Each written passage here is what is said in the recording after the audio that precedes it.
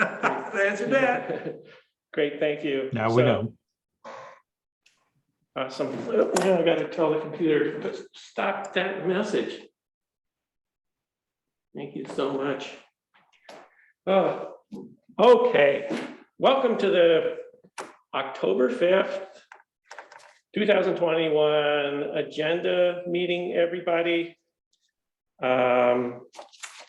So we are holding the meeting in a hybrid fashion here at the town hall and by Zoom video conference, and the meeting's being recorded and will be posted on the website.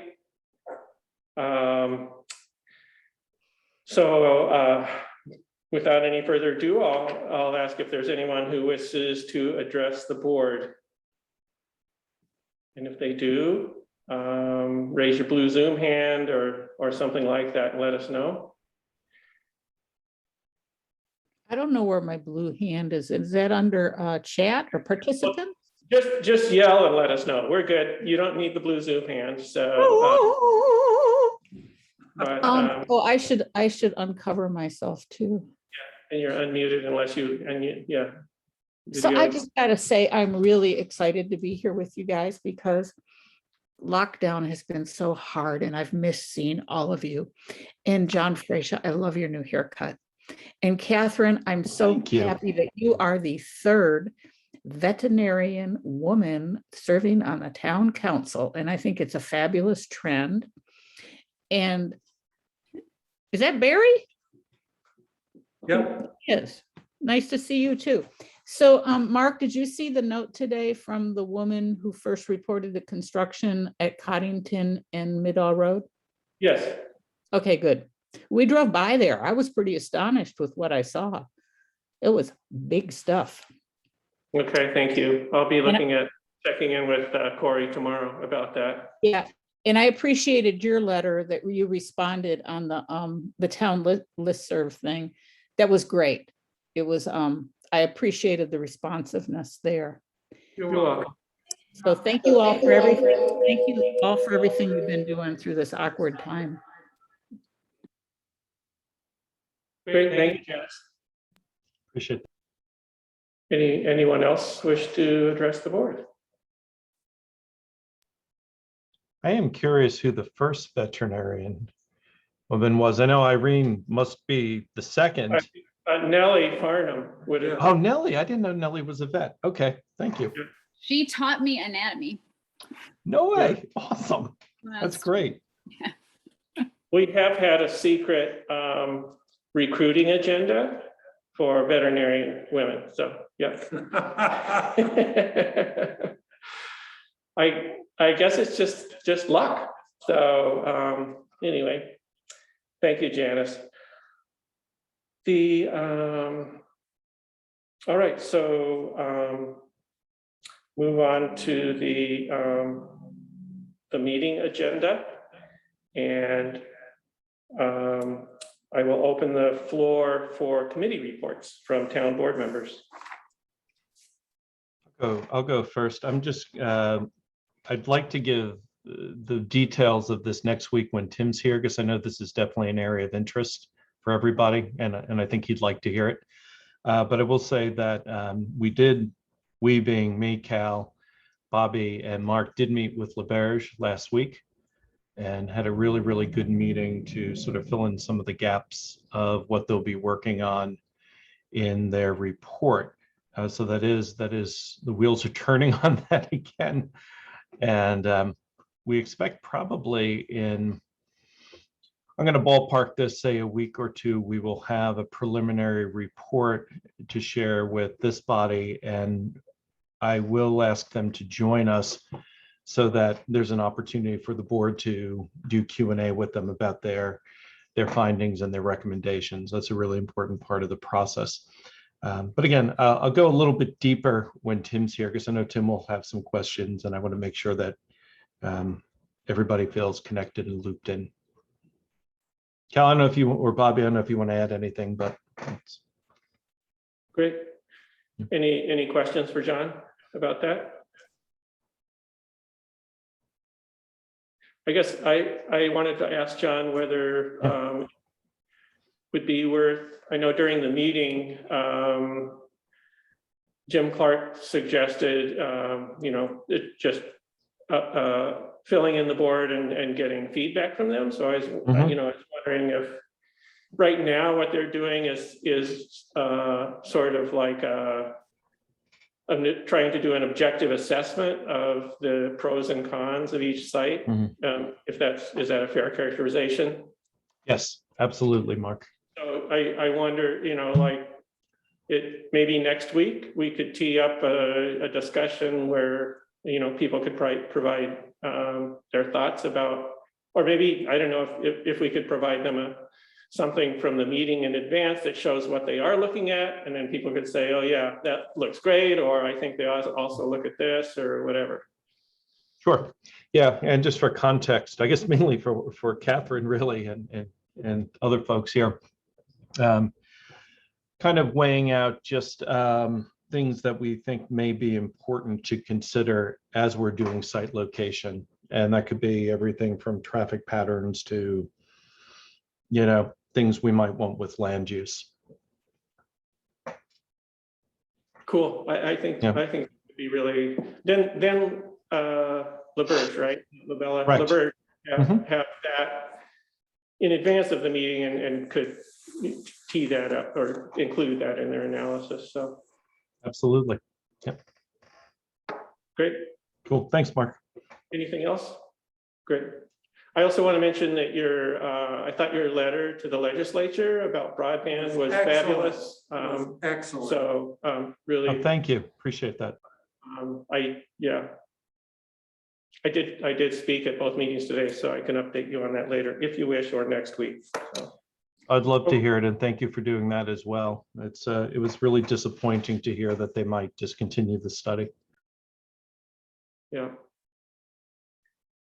Great. Okay, thanks, John. Yeah, so Tim won't be joining us tonight. Anybody else? That would leave Cal or Catherine.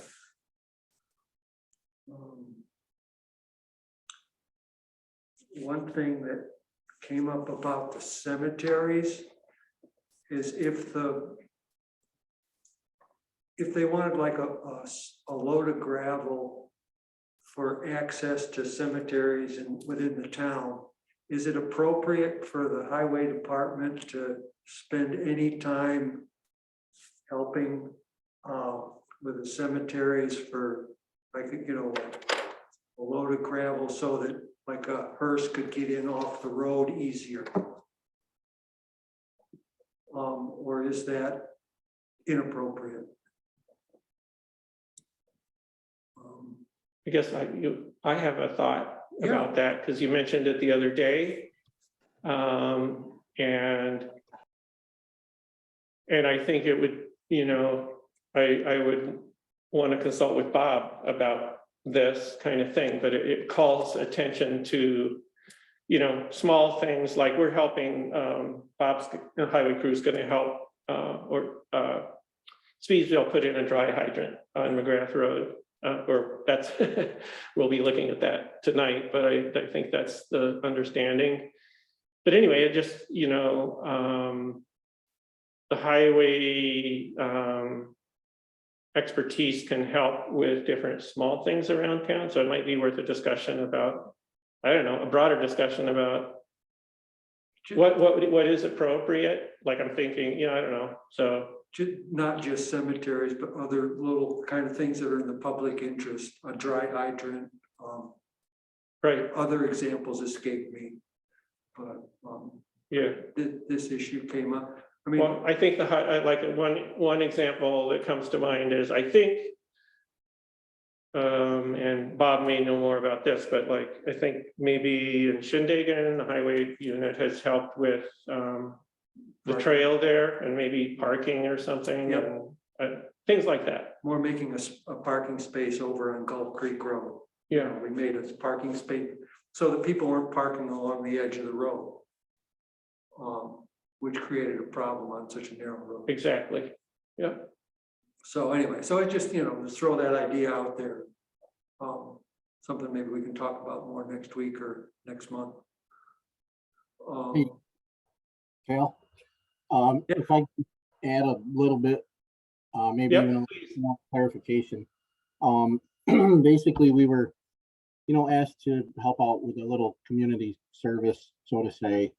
One of the cemeteries in town, it is asking to simply just truck some gravel, not buy it, not, use our own stock, any of that. They've made a deal, with a gravel pit to, get a deal on this gravel for the cemetery. So it was strictly a trucking, issue. And yeah, we also do, we do a lot of community service. Otherwise, I guess you could say we do community service all winter. We plow, the mountain bike parking lots all winter long. They're not part of our road system, but we do plow them, just because it does keep the cars off of those back roads. And there's a few other things that we do, but that was the question, is if we would be willing and able to simply do a little bit of trucking, within town. It's nothing that's out of town, everything's right in town. So Could you understand that? We're having a hard time understanding you, Bob. It's kind of, Very garbled. yeah. We got the general idea, I think, but, all right, can you hear me a little better now? Yep, it is a little better. Okay. I'm not sure what part you got and what parts you didn't. I'll give you the short end. We're basically asked to do simply some trucking within town from a gravel pit that's in town, and simply trucking that to the cemetery. If that kind of clears that request up. Yeah, that's fine. Yeah, so maybe, yeah. I was just thinking, this might not be the only request like this that is technically outside the bounds of town government. So it's probably a worth. Question that you want to ask of the highway department? I just want, I'm not clear on what the question is that you're trying to ask. if it's appropriate for the highway department to be doing these sorts of things. Gotcha. Like if you look at the Garrett Mandeville Cemetery down here off the road, it's off a state highway, but there's not much apron there, and then there's a big mud puddle. So if they have a burial there, I mean, how do they, and if you can help these kind of minimal rural cemeteries, it maybe prevents the directors on the board from, it's quite a struggle for the number of burials and just the size of endowments of most of the cemeteries to keep up the grounds at the level that we'd like to see. And so if you can just help little things like that, that helps them maintain it helps them maintain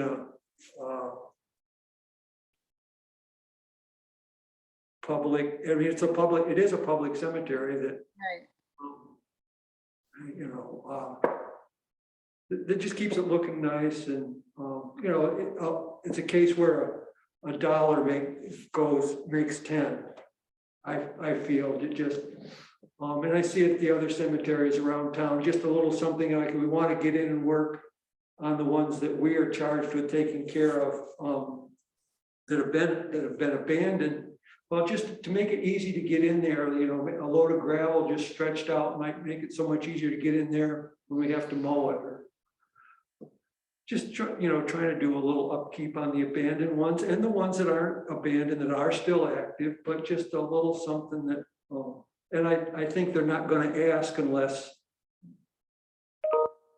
So the abandoned ones are our responsibility. Abandoned ones are Right. our responsibility. So that's not really what you're asking about, right? Right. Okay. Is there an official, I guess I just want to make sure I understand process, because I hear, Bob's response to this so far. So is there like an official, or is there a request that is being made of the highway department and then the highway department needs to respond and provide a response, or are we having just a general discussion about this? I would say it's a general discussion. Okay. That's, I mean, I think it would I be, just want to make sure. I think, I mean, I think it would be serve us well to do this in a thoughtful way, because it's a slippery slope. So that's my only, recommendation. Yeah, you don't want to get too far. Catherine, I can maybe give you one example that I know of quite well. At the Brookton Cemetery, Lounsbury Road was resurfaced, and they did a small apron over to the Brookton Cemetery to go up that hill. But it's still like, if you come in there with a hearse, it's a bit of a, and what another load of gravel up through there just kind of help that, just make things quite a bit easier. Well, so my response to that would be that it's their responsibility because they're not a town cemetery. Correct, but I think, as I remember on this, like one of the initial things was the Caroline Grove Cemetery, where the same thing is kind of off a state highway. And I don't know. If we're in the area doing something, hey, could we dump a load of gravel in a approach off the road that would help? I don't know. I mean, I see that, and I asked on the Lounsbury Road, and it was, no, that's not our responsibility. You just kind of, but then it doesn't get done because, it's being run by a lot of volunteer labor as it is already. And, there becomes a point where, the volunteer labor says, well, we just, here, no, we give up town, you can take it over. Yeah, it's a slippery slope. Yeah, I kind of, in this case, it's not an ask for gravel here, it's asked for transportation services for gravel, Yeah, right? okay. Which is actually, technically not different in terms of the question we're asking, so. But Bob, am I representing this correctly or not? Yeah, I believe you're kind of on the same page as me. I guess the big thing to keep in mind is once these few cemeteries go under, they will be our problem. Because once it's abandoned, it goes back to the town. We truck ditch dirt every day, weeks on end and drop it off at people's houses. So I don't know as if it's a whole lot different. So yeah, I think you're presenting it right. Any other thoughts? I guess I'm just wondering whether this feels like burdensome to you, Bob, or, in the department, or whether this is like, okay, is there some sort of like scope of work or, some boundaries that would feel like, how could we help with this? I guess is my question. How can we make this Right. And better? we're only talking about, a load or two. We're not talking about 20 loads or, anything that's real strenuous. It's something that would take maybe an hour. That's about it. So it's nothing that's going to add a tremendous amount to our plate.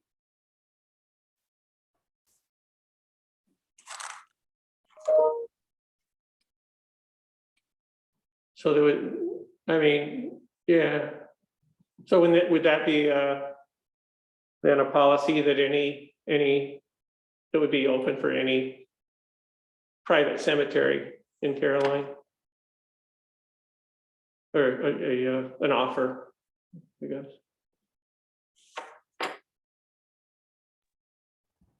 I would Right. say, oh, I wasn't sure if you were talking to me, Mark. Yeah, I would say yes, and try to keep it, even. What we do for one, we do for the other, and we're not doing more for one, than we are another, and maybe we can even stagger it out. one year we help one year we help the next, and it wouldn't be an all at once kind of thing.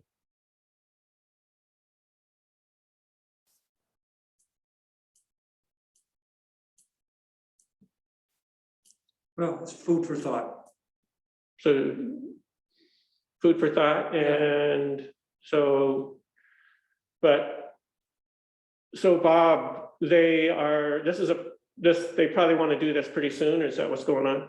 So, or, Yeah, this is something they've been wanting to do, and they'd actually like to get it wrapped up here pretty quick.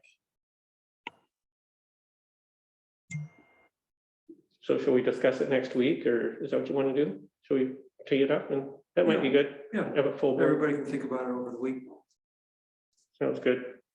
in their spare time. Oh, boy. Sounds good.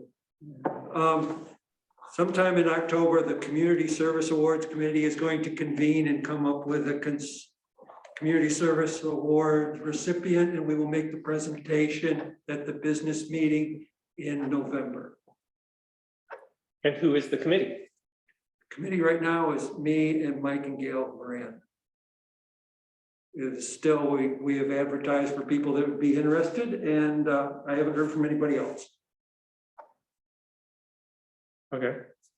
And do you have nominations? Yes, we have nominations And how did you receive those? by email. Okay, did we put out a town announcement for that, and that elicited some Yeah. submissions? Yep. Great, So and how many? Do you think? 100. You're kidding? No, Yes, I'm kidding. okay.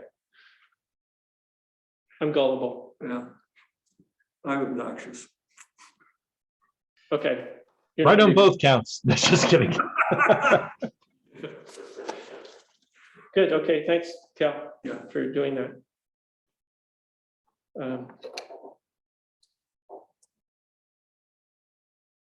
Great, anything else from board members? And we'll hear from Tim next week. He can update us on the zoning commission work.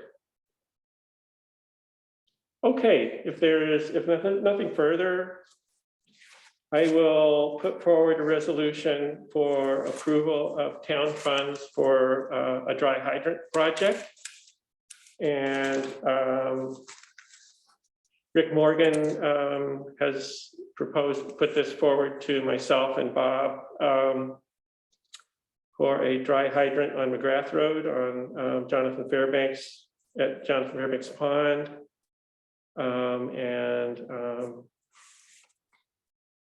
So the highway department would install the driveway culvert and prepare driveway access, which is relevant to our previous discussion.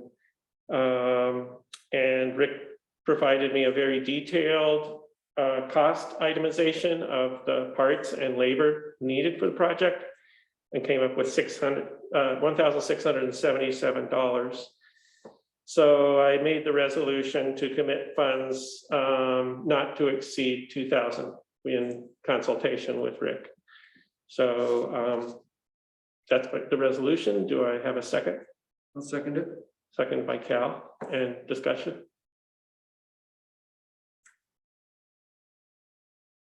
No questions or concerns? All good, great, okay. No further discussion, I'll call for a vote. So all in favor, say aye. Aye. Aye. Opposed? Okay, resolution passes.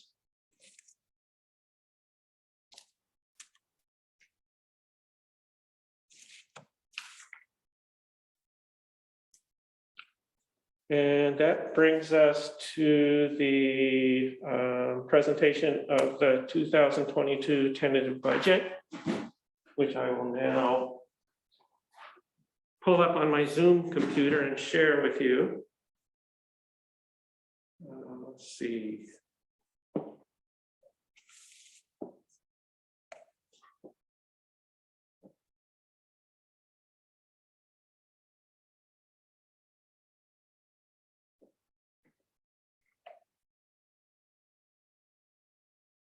Okay.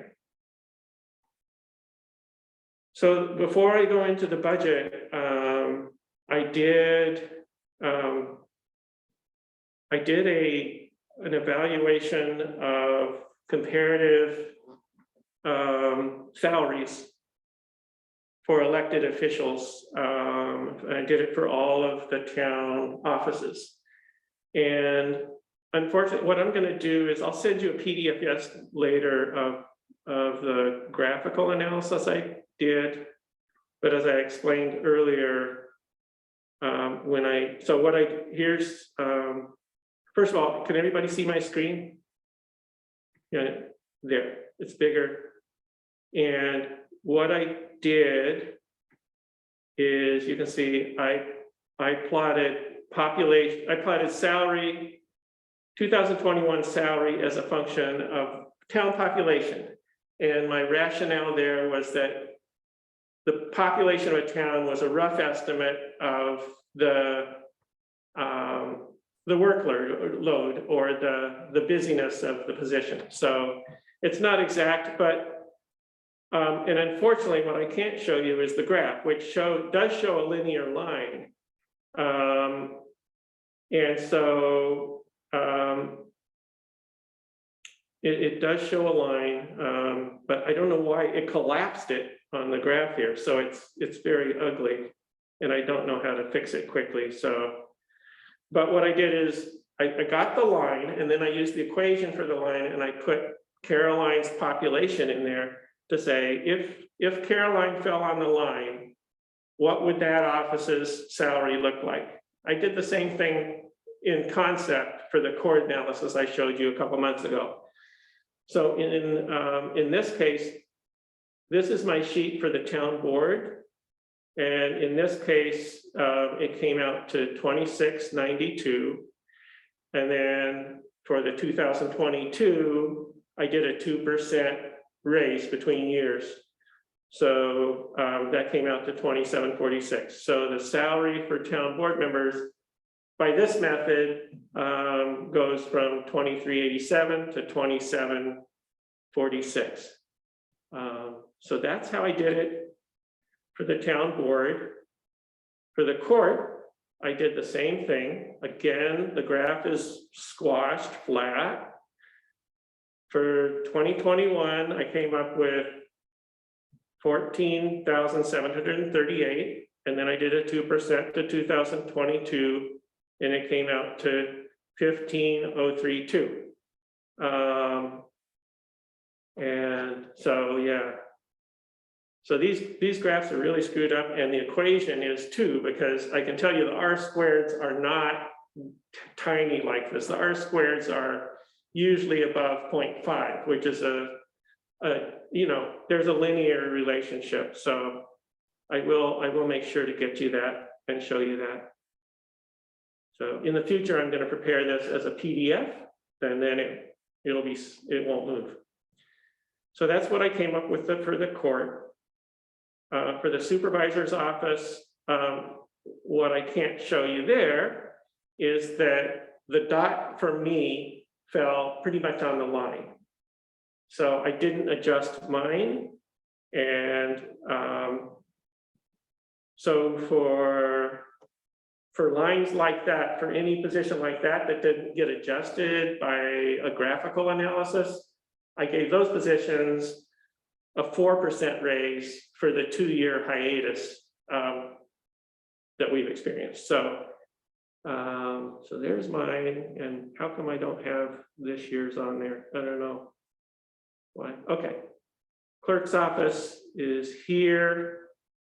Same principle. So the clerk's salary came out at 36,986, and then with a 2% raise, 37,726. For the highway superintendent, Bob, that one also, if I put it on the line, it would have gone down. So I did that as a 4% raise between years. So so those are the positions I did. Yeah. Are there any questions about that? And I will.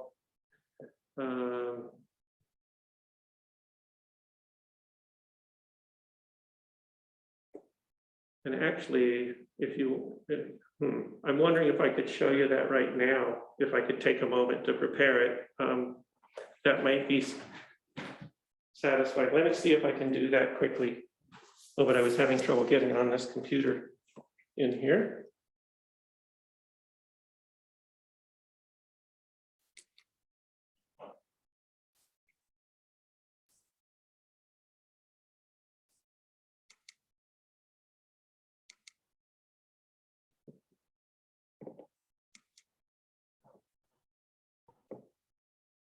Hey, Mark, could you scroll up on that screen just a little bit?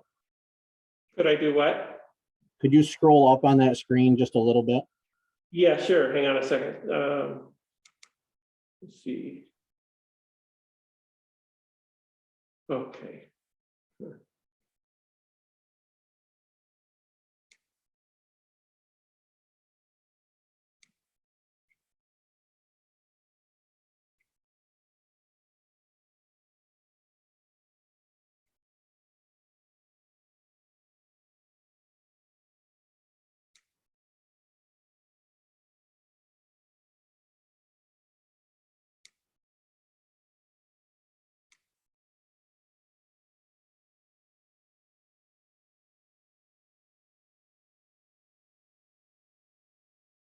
Okay. Oh.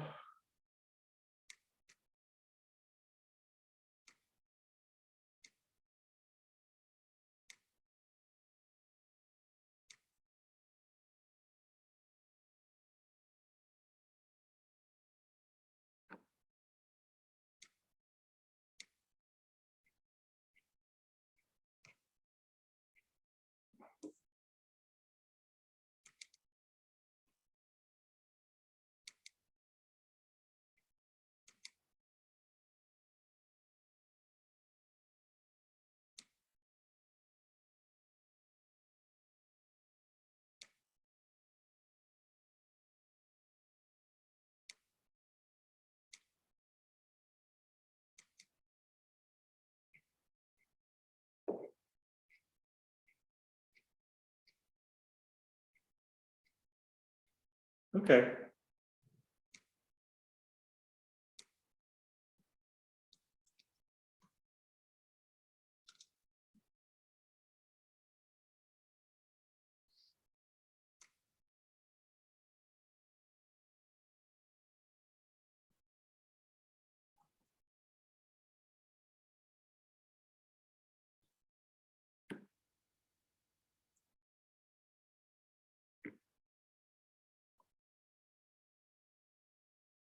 I think I'm getting there.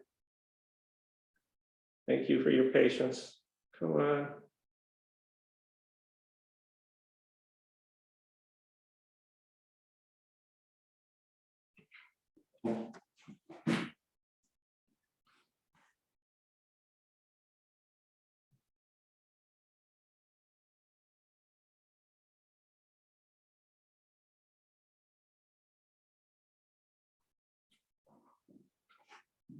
I moved it a little bit, Bob, but I don't think there's anything further up. No, that's fine, Mark. I had a couple questions for you.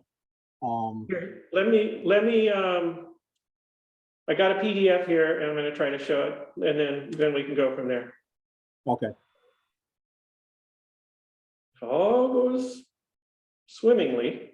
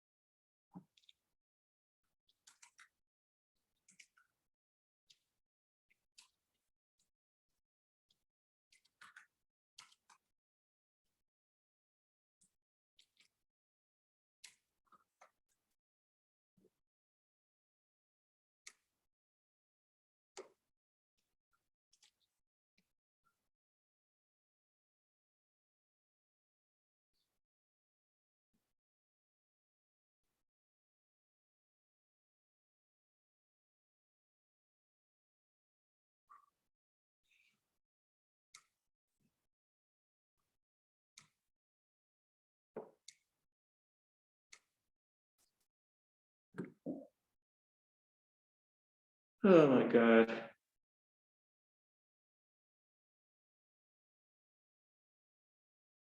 Must be a bandwidth issue or something.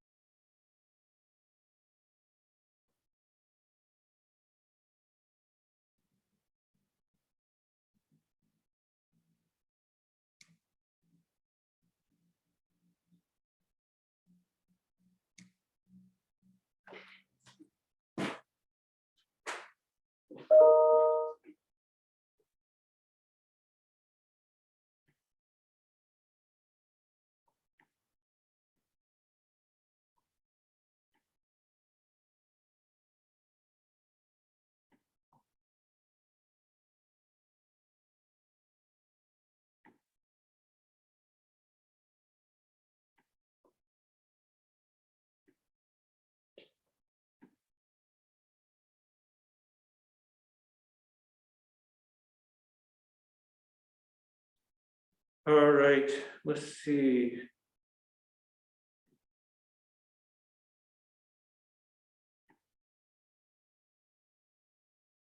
Are you seeing this new document on the screen or not? I'm not. No, okay, I'm gonna have to stop share. Yeah, you have to stop and restart it. Yeah, okay. We're getting there though. I sure hope it's worth it. All right, bear with me. So it's a little clunky, but at least you can see the relationships that I was talking about. So this one is for, this one is for justices, right? Yeah, this is the justices graph. So you can see there's a strong linear relationship there. So you can see what I hastily did was just copy the whole Excel file to a PDF. So it's kind of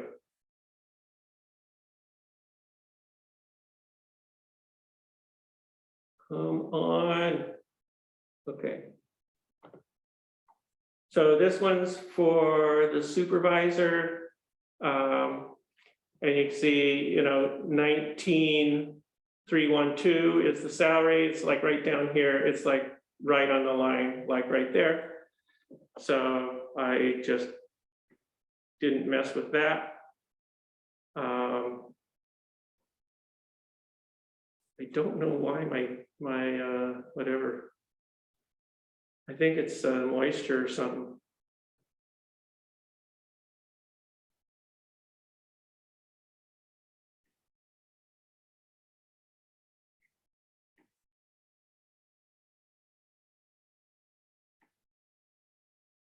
Oh, here's one. Okay, this is the town clerks. So the R squared is 0.41. You can see there's a general positive relationship. And so that's the equation I used. That's how I did that, as I explained before. And try to show you, here's the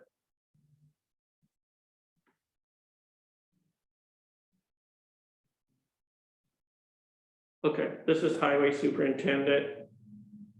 The R squared is 0.60, fairly decent relationship, and the same thing. So that calculation, the numbers came out below where Bob is now. So I gave him a 4% salary adjustment between years, so. So that's what I wanted to show you. Thanks for waiting to see that, so. So now, Bob, did you have a question about that? I think you just answered. My question was, looking at this, where it showed the 66, 7, 98, and 22, was where I had my question. It didn't come out to the 4%, so I wasn't really sure on that number, but you did answer it in the end, so I'm good. Okay, thank you. Okay, I'm stopping sharing that one, and so now we'll share the tentative budget.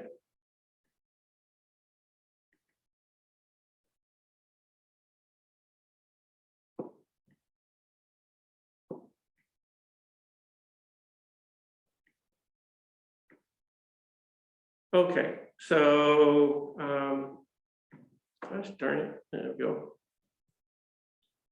So we went through this before, so I'll try to highlight any differences that I did.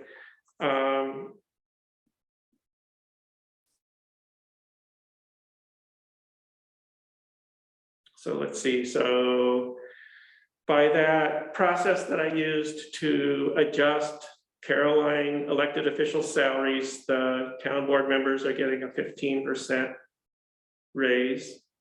The justices are getting an 8.5% raise.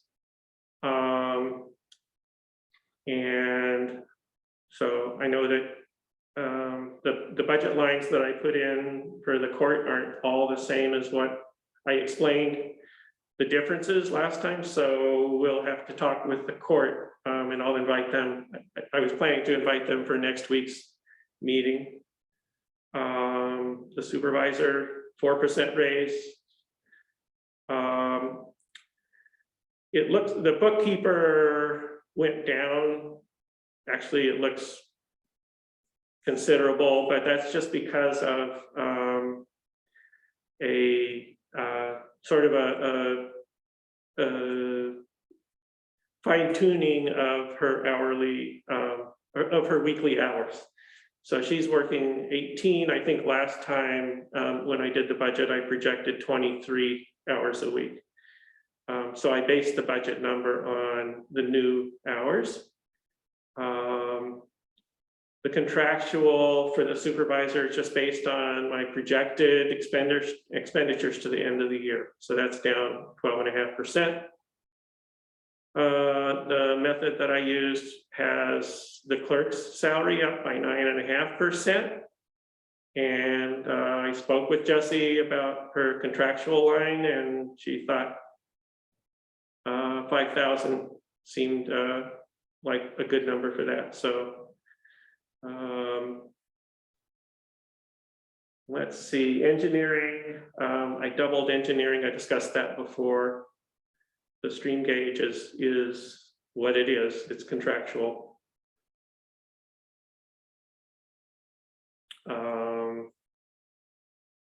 Tweaked records management down a little bit just because it's just been so little used. So we think that's definitely a responsible number. Public information, the same, 1,500. And then town hall, the notable increases are for maintenance by Richard, which also we realized includes mowing, which includes mowing for cemeteries. So that line is actually including a separate line as well. And the cleaning line is up as well. So just based on Ida's hours. And then as discussed, I budgeted for an electric riding mower and a utility shed to keep it in. So that was the thought, getting something like an Amish shed and putting it out back or something. So those are the thoughts there. The budgeted numbers for the town hall and town barn capital reserves are the ones we've traditionally been using. So 30,000 and 65. The print mail line is up because of the newsletter. So that's to be expected. Insurance, the estimate is up 6%. Traffic control is A3310.4 includes streetlights, so that number is down quite a bit because of the projected, we now own our streetlights and we'll have the LED, so that's going to go down quite a bit. Mark, quick question about insurance. Say what? Quick question about insurance. Absolutely. Yeah, so they're projecting a 6% rise. Did they give any narrative like why that is? No, and actually he gave me I picked the middle. I said, what do you expect for insurance? He said, we project 5 to 7%. So I chose 6. But before we pass the budget, I should probably be able to get a better number. So. Okay, thanks. Yeah, just curious, like what's feeding into that. Yeah, it's a great question because 6% is a lot. It's a lot. So, yep. So I'll definitely get back to him on that. Thank you. Hey, Mark, I have another quick question for you. Yep. 3310.4. Out of that account also comes some other traffic control stuff. And I'm not sure if that 2,500 number is suitable for that. Okay, so I did look at, are you expecting, you'll see here for my projected to the end of the year was like 1,800. So I budgeted well above that. Yeah, we'll have stuff that will come out of that. That goes as far as, road signs, cones, everything. So you're saying next year you're gonna have stuff that you didn't have this year? Yeah, this year, things are, well, as you all know, I mean, everything's getting harder and harder to get. And if it involves plastic or rubber, it's been extremely hard. So, we've always in years past have had that well above 2,500. But a lot of that, Bob, most of that has been street light costs. So what we could do is we can look back into it and see what actually, you're talking about traffic signs and things like that. Is that right? Yes. So road cones, traffic signs, any kind of, traffic safety equipment comes out of that line. Okay, so yeah, that'd be great. If you can get me a revised number, that'd be great. And maybe you had it in your, I don't know if that was included in your budget thing. So just let me know what you think we need in there. Yeah, I mean, in years past, it's always, I believe, 7,500. I don't think we need 7,500, but if it was a $5,000 number, I would feel a lot safer. Okay.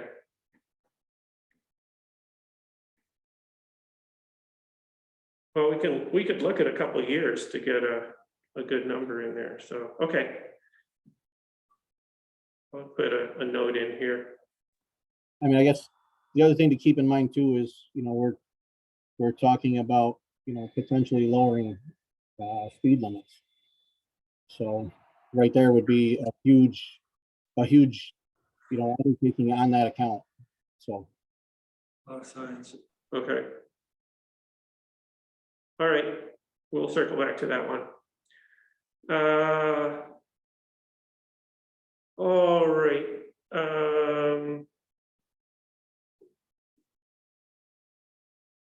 So safety inspection increased 4%.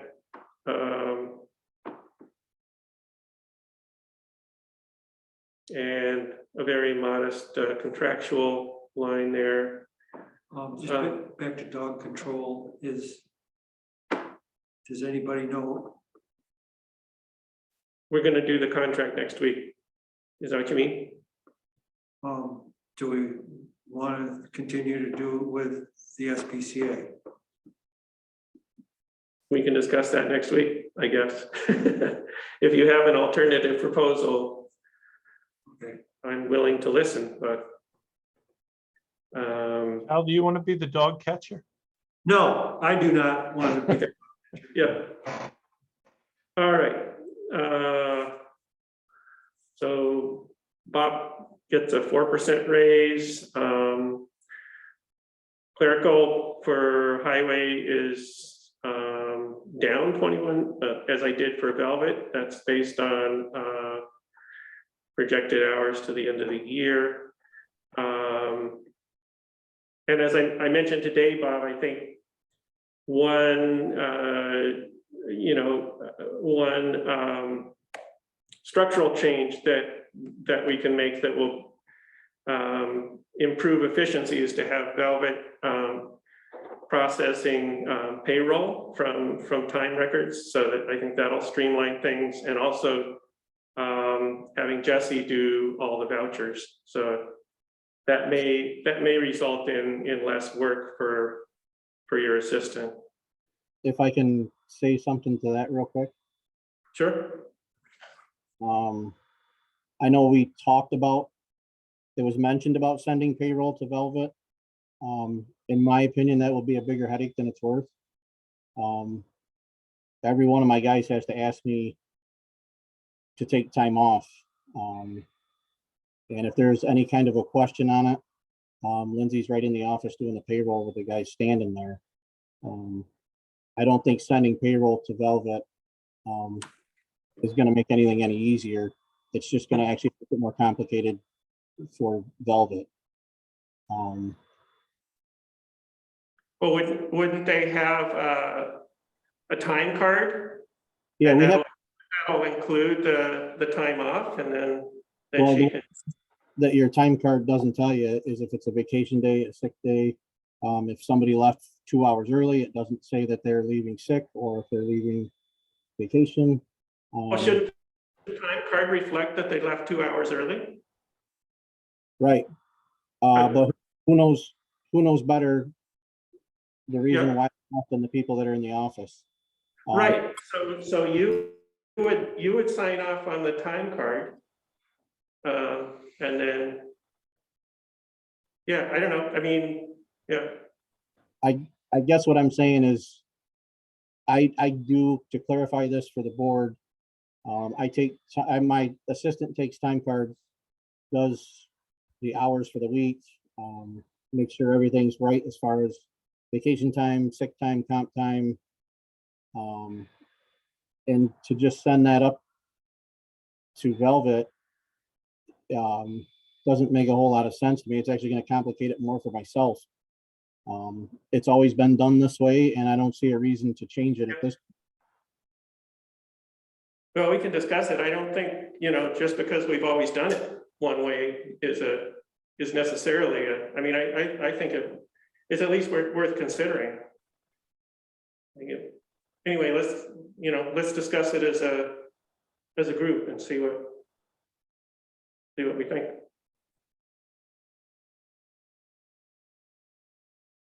Are you agreeable to that?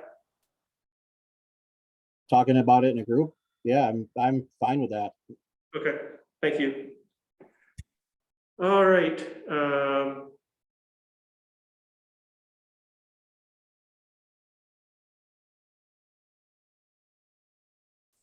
So, yeah, so I budgeted,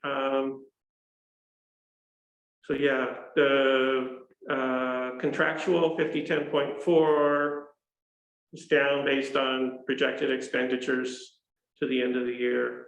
Highway engineering is the same. Can we talk about that one too when we have our discussion, Mark? Sure. The 5020.4. Yep. No, 50 what? 20.4? Sorry, 5010.4. Okay.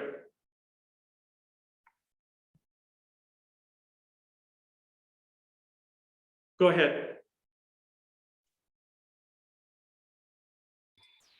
Sorry.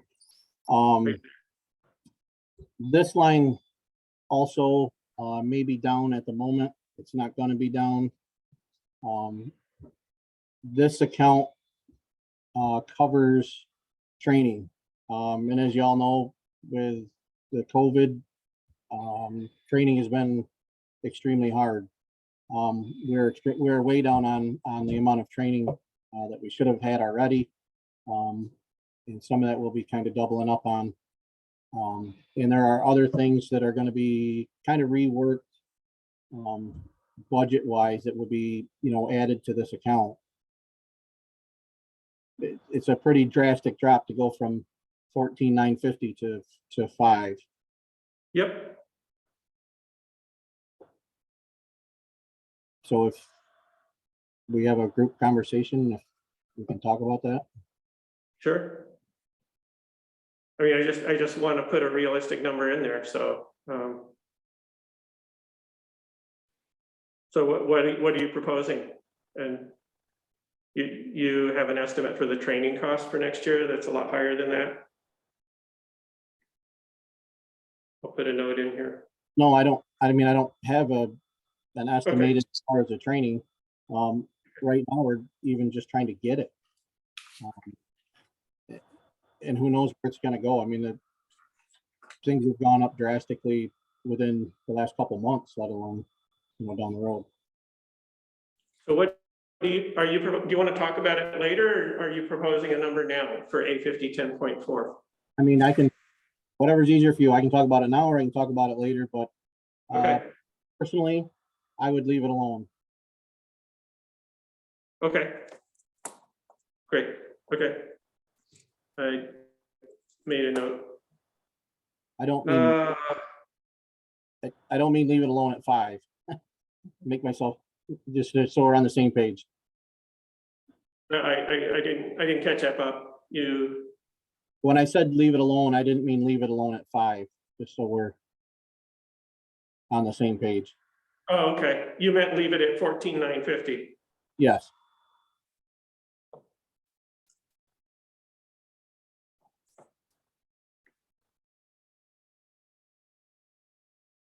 I mean, I think, anyway, so I will, so garage equipment and contractual remained unchanged.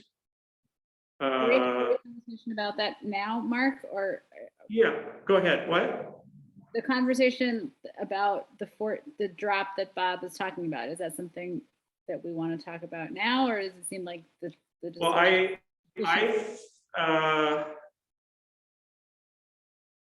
yeah, we could talk about it now. Did you want to mention something? What are your thoughts? Well, I guess my thoughts are just to learn more. I mean, if there are I'm finding this process to be challenging, to be honest, because I can barely see the line. I mean, there's the process of this is not I get you. optimal for me. But what I'm hearing is that there are a couple of key things that have significant differences. And it might be helpful just to have some bullet point, rationale pieces of how we're getting from, one number to the next. If, let's say, there's an order of magnitude that, the change that's significant. So I'm hearing, Bob, with these numbers, the details that go into these numbers. I mean, I'm not going to pretend that they're in my wheelhouse because they're not. But it is significant in the magnitude of change. So I guess I just want to give voice to that comment. And, if there's some other rationale that, maybe could be provided either now or for next week. But I would find it helpful if we had the lines that are significant, spending some time on those versus going through all these different lines one by one. It's just, Right. So I think that's a really good, good. So I think that's a really good point. So you will notice from the top lines I did, there are a lot of changes and some of which are significant. So what I did is, I based those on what the actual expenditures are projected to the end of the year, looking at the line. So, if Bob has information that, and so you can see that, like, so for the line, so, for A50 10.4 that's up there right now, that's a big change.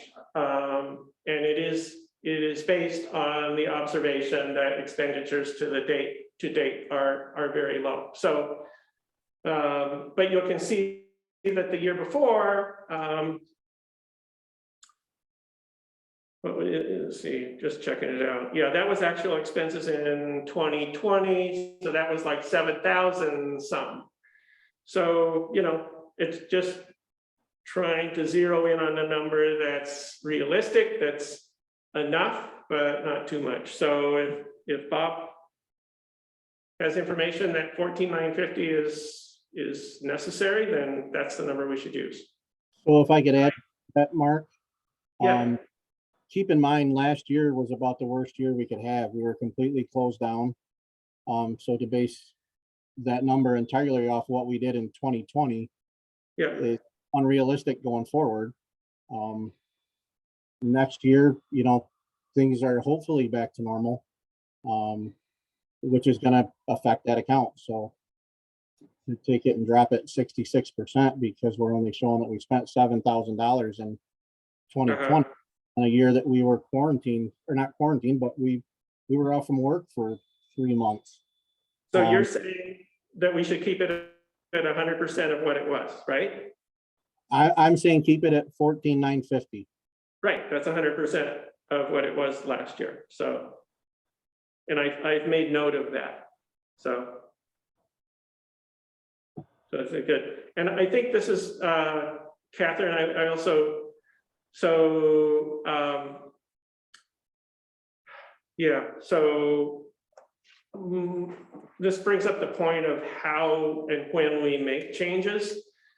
So my inclination is to go through this and discuss the different lines and take notes on that. And then, then as a board, and we could do that next week we'll have a budget session then and just go through. We can have more information if we need it. And then we would be able to vote on those changes. Does that make sense? Does that seem reasonable to everybody? Are you paying attention? Yeah, does that make sense? Okay. I'm not hearing or seeing anybody, but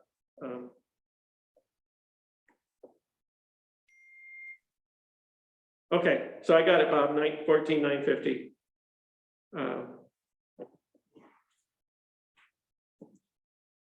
Moving down. Again, the youth services is contractual, so that's pretty straightforward. Historian, everything constant except 4% raises.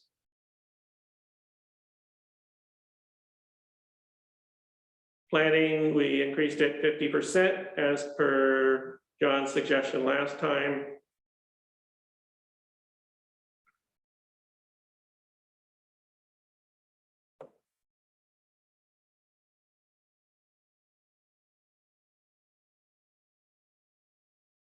We should decide what to do about the cemeteries. So,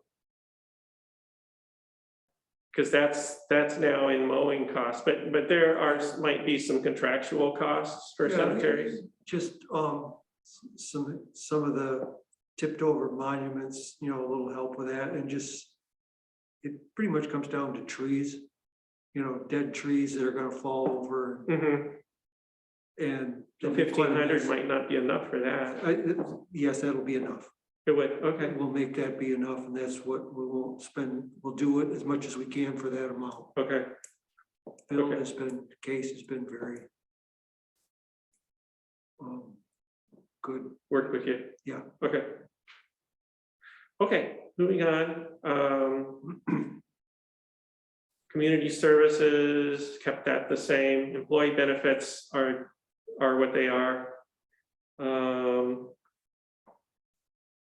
I will recheck the health insurance because I remember reading something in the last Association of Towns meeting that this is for next year, the retirement.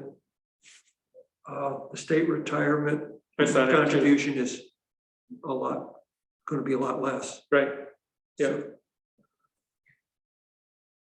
So that's great. that means good news for that year. Who knows what the year after? All right, I'm gonna race through the revenues. We've looked at those before. They're pretty straightforward. Does anybody have questions about the revenues before I just race through them? Anybody want to ask me a question about that? Where does the money that the payment in lieu of taxes we get from New York State for all the state land in the town, where does that come through? I think that goes to the county. I think that's paid to the county. We don't see that. That I know of. Okay, So and then the county deducts that from our, then it would reduce the county tax bill. okay. So that's something I'd have to ask Dan Klein about how that or whoever. Okay, so that's nothing that goes through, that funnels through our budget. I think that's because I've never seen anything like that. And Because it's my understanding that we do get some credit, some, mhm. And you can see that on the assessment rolls. They have the state lands in it. yeah, Yep, so. Okay. Okay, I'm gonna move on. DA fund, I budgeted the personnel lines at 1.5% increase, and I will mention the current year cost of living adjustment is 1.3%. So, but this number, you know, the actual number will be determined by the contract negotiations that we just started this week. So that's that. And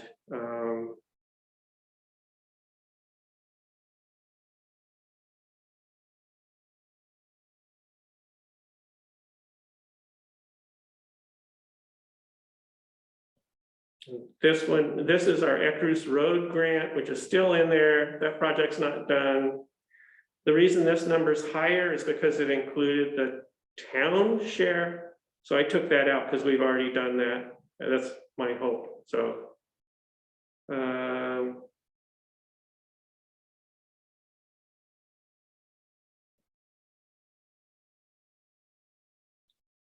chips, I just put in 200,000, but that's balanced by an equal revenue line. So that's the money we get from New York State for the work that Bob does, the road improvements and winter work. So anyway, that's just what that is. Machinery, personnel services. Again, I mean, this one's down, but machinery, this line has 0 expended this year, so I bumped it down a bit. Same with overtime. 142,000 I budgeted for equipment. 60,000 contractual. Miscellaneous. All these highway lines have stayed the same.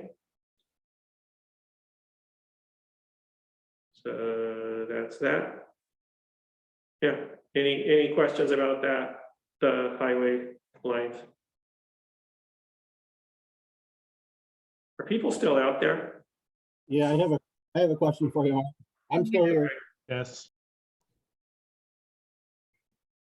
and maybe I'm jumping a page ahead. I'm not sure. Wasn't sure how fast you were gonna go through those. DA 2665. Sale of equipment, 2665.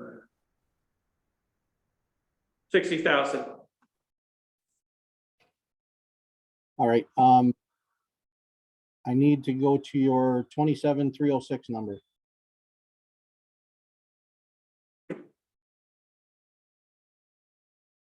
DA what?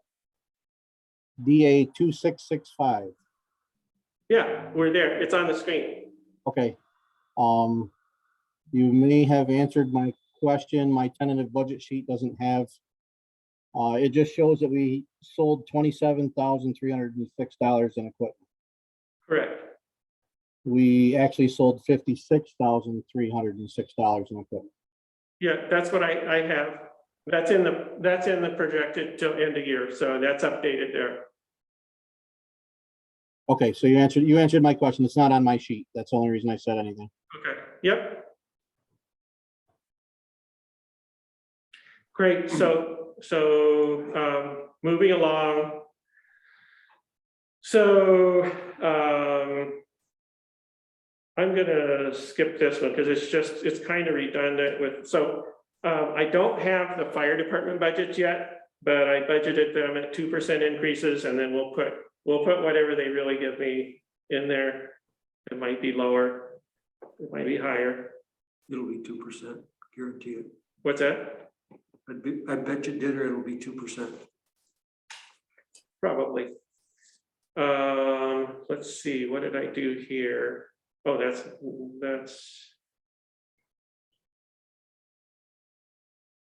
oh, that's just, okay, never mind. And here I budgeted down the street light line, and it'll probably go down from that further, but I'm just slowly tweaking it down so that to the right number. So that's that. Okay, here's the calculation of fund balance that's important to know. So let's see if I can. Yeah. Okay. Thank you. So here, the top line is the highway garage improvements. So the reserve account is A230. The expenditure line A1620.44. As of the end of August, it's at 322,000. No, excuse me. So those are the reserve. Yeah, okay, that's in the reserve account. In the expenditure line balance at the end of August is 56,675. So if you add, and then I budgeted 65,000 for 22. So that means in 2022, highway garage improvements will have available $444,000 of money. For town hall, by the same process, it comes out to, we'll have 109,000 next year available for town hall improvements. We want to do those, and yeah, I would like to get the siding or the painting or whatever we're going to do going. So that's a hope there. The A fund balance, or I should say A fund balance, is 172,816. This number, this negative 32,910, that's just estimated based on my earlier spreadsheet. So that's saying it looks like we're going to spend more than our revenues say we're going to get. So we'll see how that comes out. But given that, that would leave us in A fund balance at the beginning of 22 with $140,000 in the A fund balance, which is $10,000 above our minimum wished for, projected amount that we would like to keep in the fund balance there. For highway equipment, here, same process. The reserve account is at 37,434. The balance in the DA 5132.2 line is 131,020. I budgeted 142. So that's gonna make 100 and, let's see, how did I do that? That looks weird. Yeah,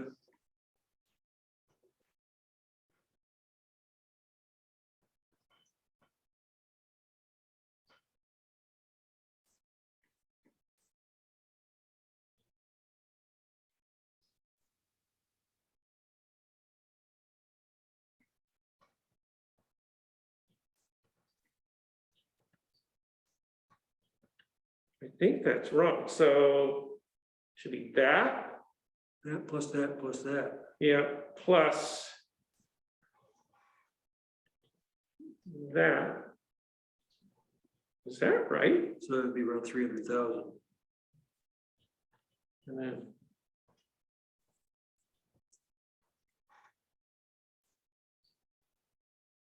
I can't believe that I didn't see that before.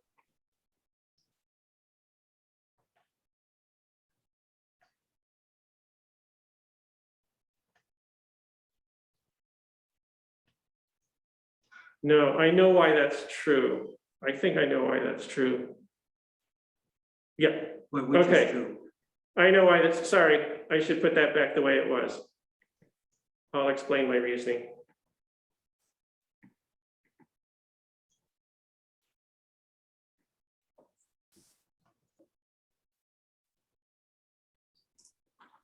Okay.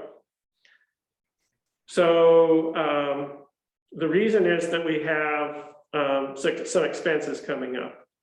So the loader and the 1 ton will be, well, a total of 223,664.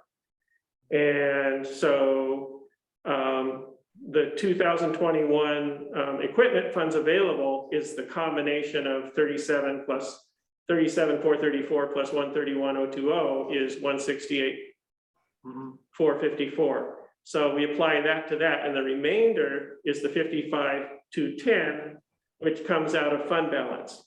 So that's why 55,210 is here. That's going to be expended from fund balance. So these numbers are correct.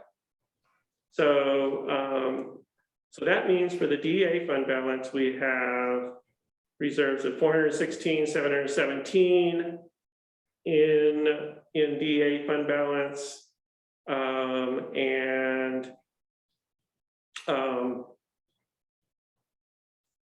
Let's see, yeah, and we're expecting, based on my spreadsheet above, this is something to watch. So I'll be updating with September numbers, which I got today from Velvet.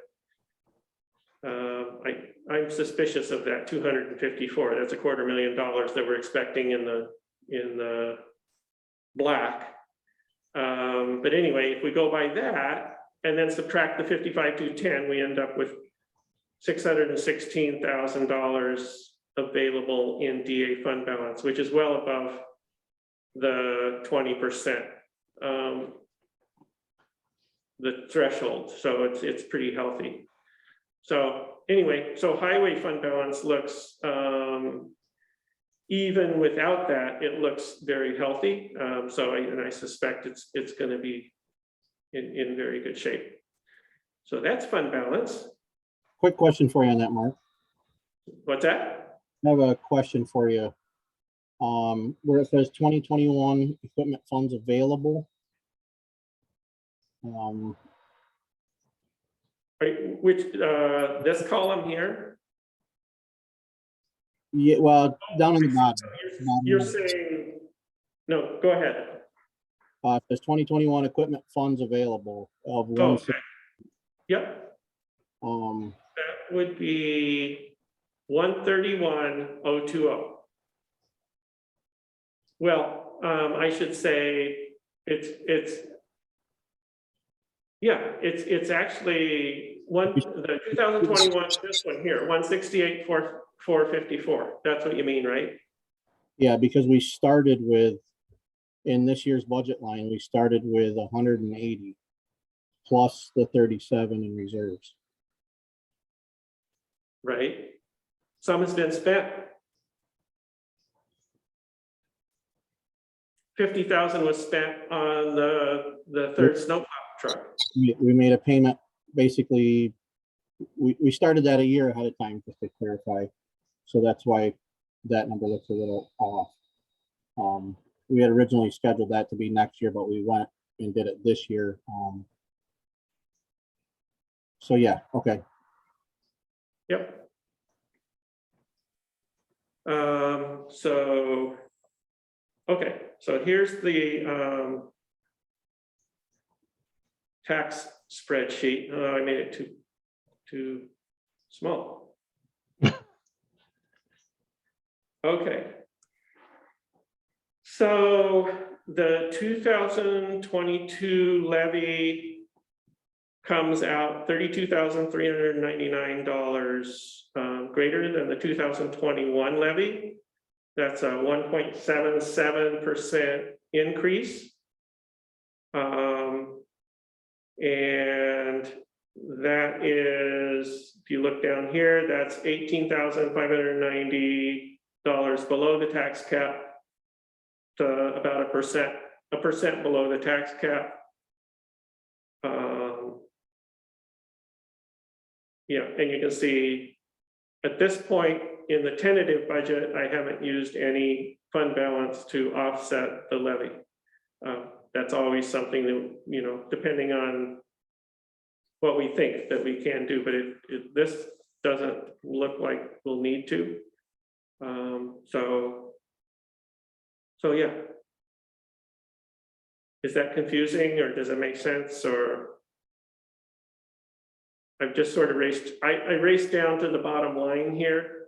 So, you know, so this spreadsheet shows here's appropriations, revenues, that shows us what we need to raise for both A and DA. Here's total assessed value, and then you can calculate the tax rate. Here are the numbers for 2021. So here you can see our total assessed value went up by 9%. And the tax rate with this budget will go up 0.05% for A and 1.44% for DA.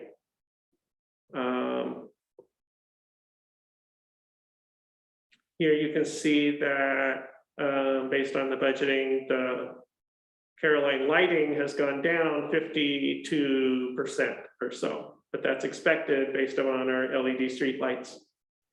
And you can see the fire districts based on the numbers I put in are basically pretty flat, slight decrease. But that's it, that's the tentative budget. Can you send this out to us, Mark? Sure. Thanks. Sure.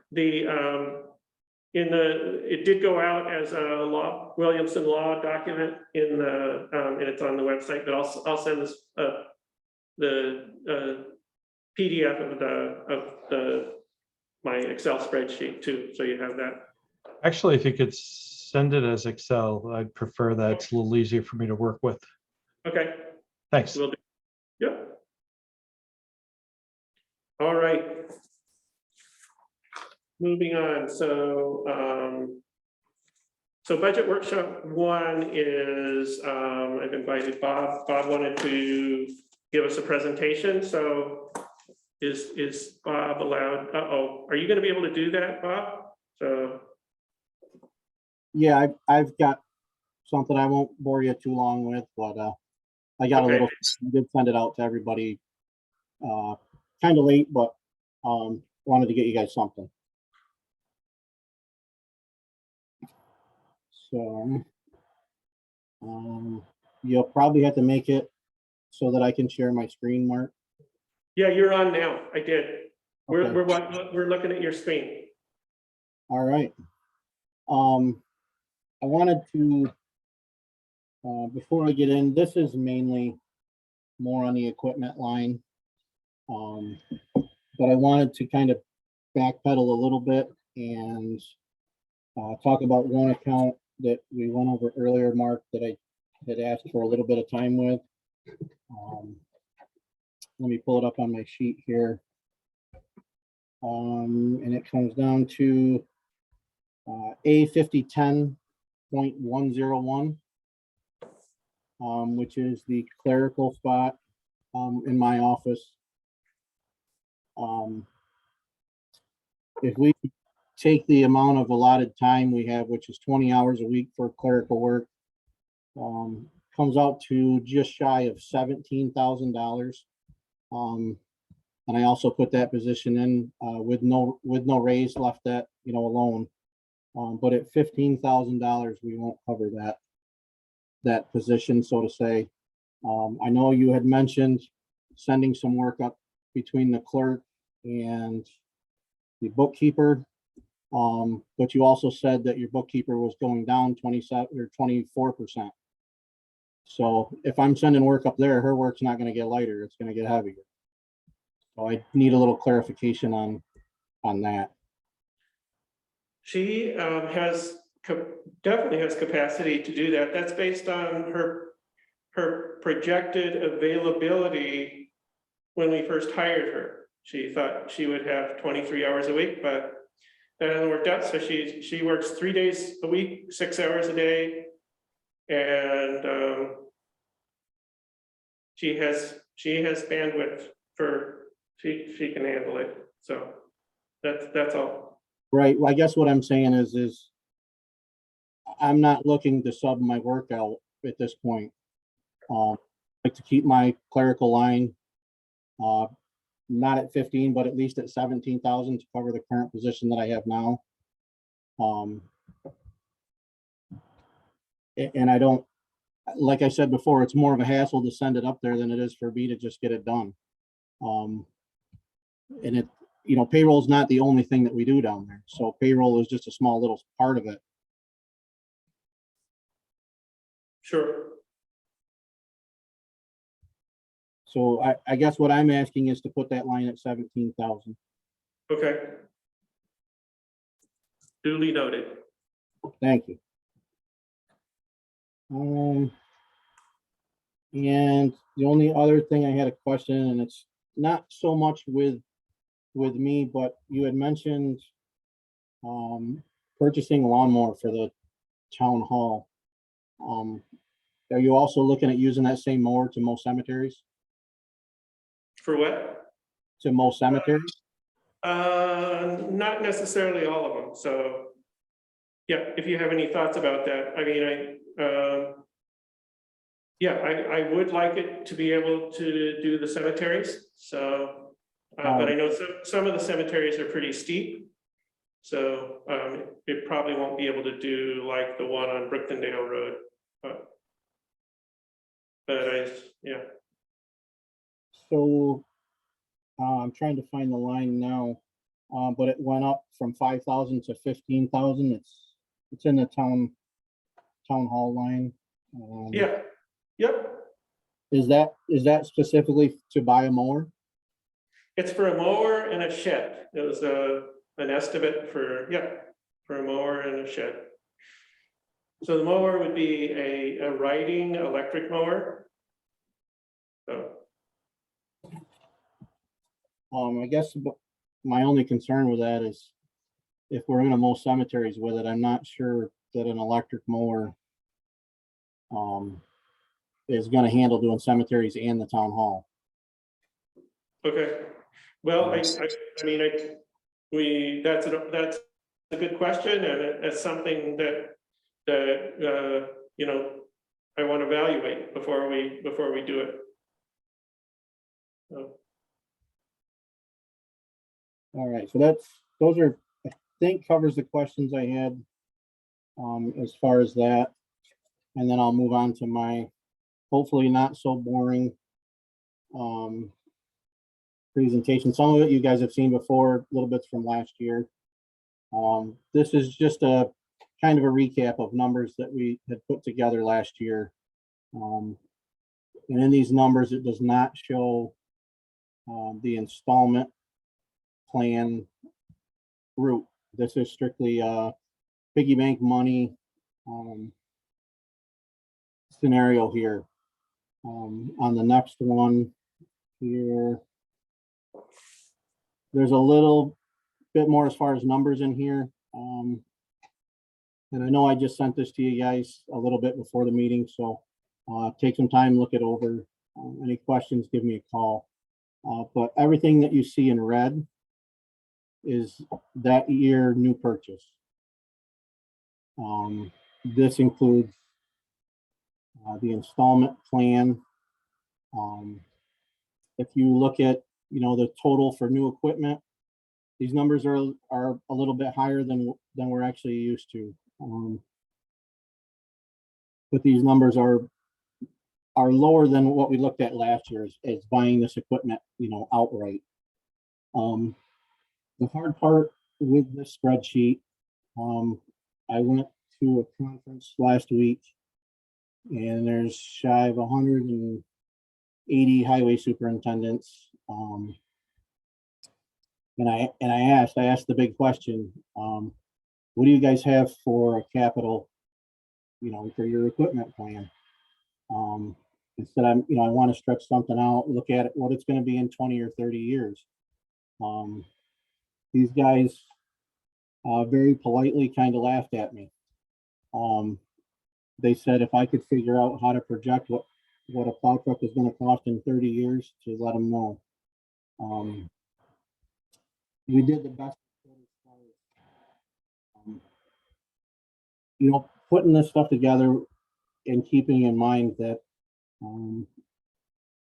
over the years we've saved and saved, and it's been extremely high to extremely low. Some years we don't spend anything because we're saving to buy the next big purchase for many years.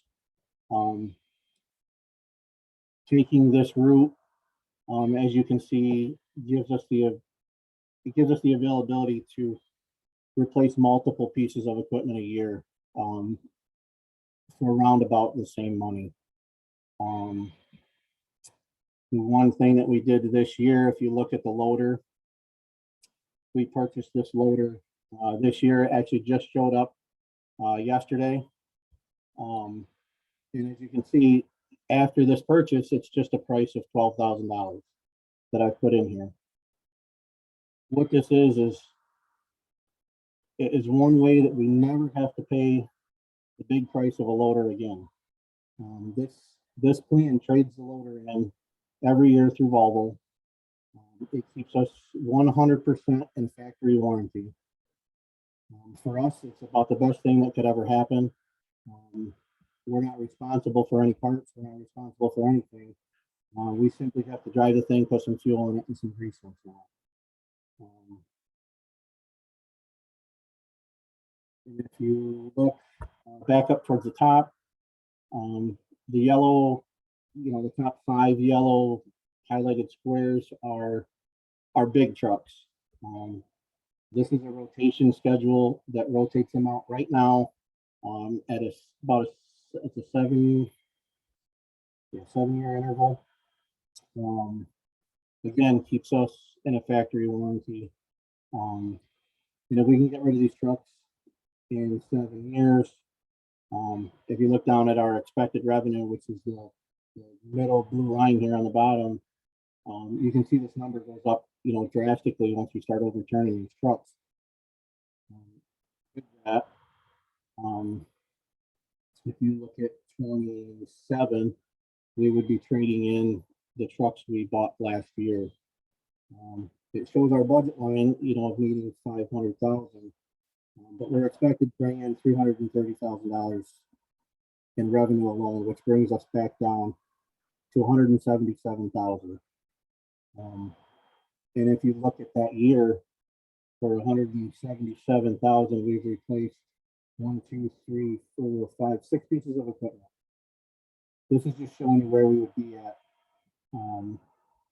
6 years down the road. These numbers actually come out pretty impressive considering what we could trade in and the value that it was worth, at that. This could be maybe tweaked a little bit as far as maybe stretching them out a little longer, but the longer we stretch them out, the lower our expected revenue line is going to get. I'd like to maybe even play around with it, a little bit more. I don't see us trading them in any sooner than 7 years. But it would be nice to see the numbers at 5 years. I think the revenue line would go up even more. And if we can get that line up even more, it's going to bring our bottom line down to that lower number. If you look at the bottom, basically what this is saying is to pretty much stay afloat, it's 164,000, basically 165,000 a year. But I do want to keep in mind that the stuff that's on this page is the big stuff. We have these sheets you saw last year. A few things got to be taken off there, but the majority of the stuff we still have and we still have to replace. So when I say that it's going to cost us 164,000, there still needs to be a little bit of wiggle room for some of the little stuff. We stretch the little stuff out as long as we can because there is no revenue value of a lot of that stuff. I go to the next one.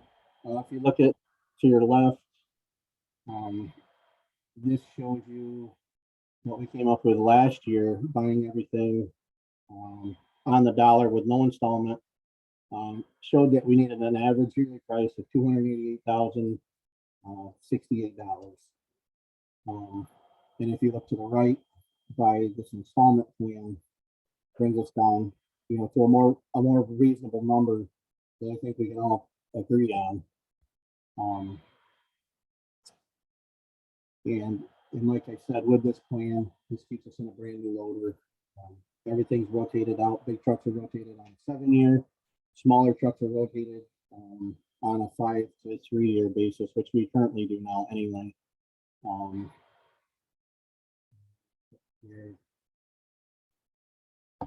This kind of sums it up. If you look from 2011 to 2020, you can see the up and down, and you can see the huge drastic spikes. In 2017, Cindy saved, long and hard to buy a Gradall. Back then, maybe if this installment plan was more available and more used, that number wouldn't have been so high. We could have actually gotten the piece of equipment up front rather than saving for 6 years to get it. And within that 6 years, as you can see, very little was bought. This is basically trading in a pickup truck or a 1-ton. Nothing big was bought. Absolutely no plow trucks were bought from 2010 to 2020. If you look from 2020 carried out to 2031,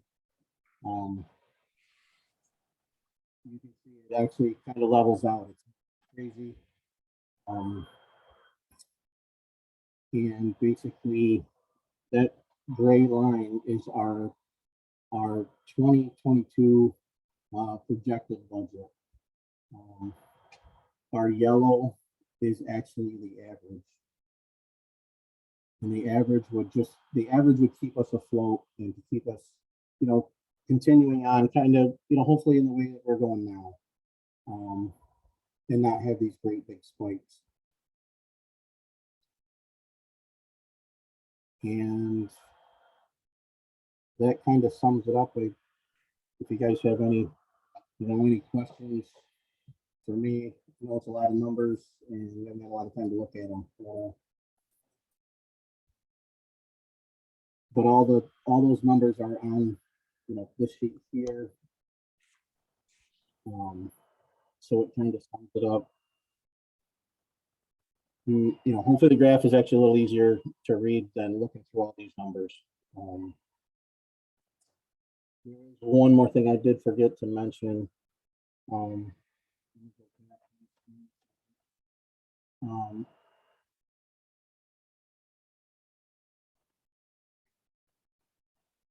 If you look at that sheet, there's a highlighted yellow line that says excavator. This is a piece of equipment that we currently do not have. And as Barry can tell you, anything you're going to do in the creek, you're going to need an excavator. Our creek work is getting more and more And that's the one piece of equipment that we have to find a way to squeeze in here, whether it's something used. I'm not necessarily saying that we need a brand new one by any means. The reason it was hard to squeeze the excavator in there is I did put a price for a grader in there.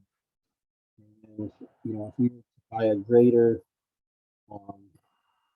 it's a ridiculous price. It's more expensive than a grade all. Basically priced out something reasonably new, that we could, you know, basically do on an installment plan as well. So we're not coming up with a $500,000 grader purchase and at the same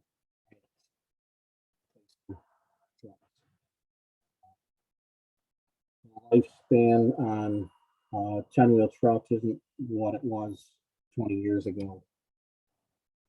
I think it is, but when it comes down to it, these things are nothing more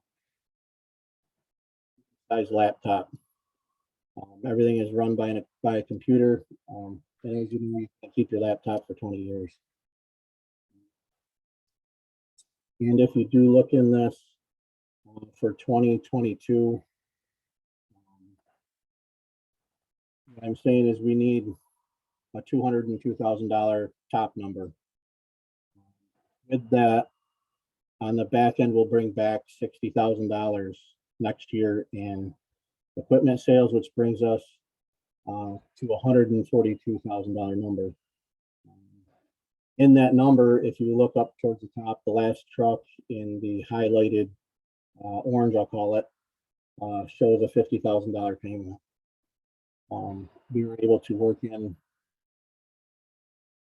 or not on that truck, but replace that truck. We just you know, did a truck purchase and it come out, you know, 235,000. So next year we can replace, you know, 3 pieces and not spend $240,000. So it's just I think it's a better way to look at kind of your bang for your buck.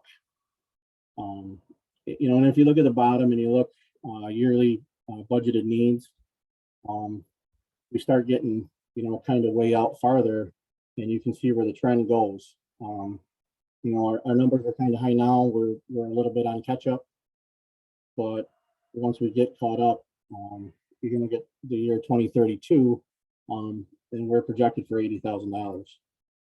So it's a huge jump from these giant numbers that we've, you know, been trying to tackle. And I think with that, I will wrap it up and open it up for any questions anybody has for me. Questions for Bob? I'm going to really need to look through it and digest it. I appreciate the presentation, but it's a lot to kind of absorb, particularly after going through the other stuff. So I kind of need to just look at it and work with it a bit. So it sounds like I should have went before Mark. Yes.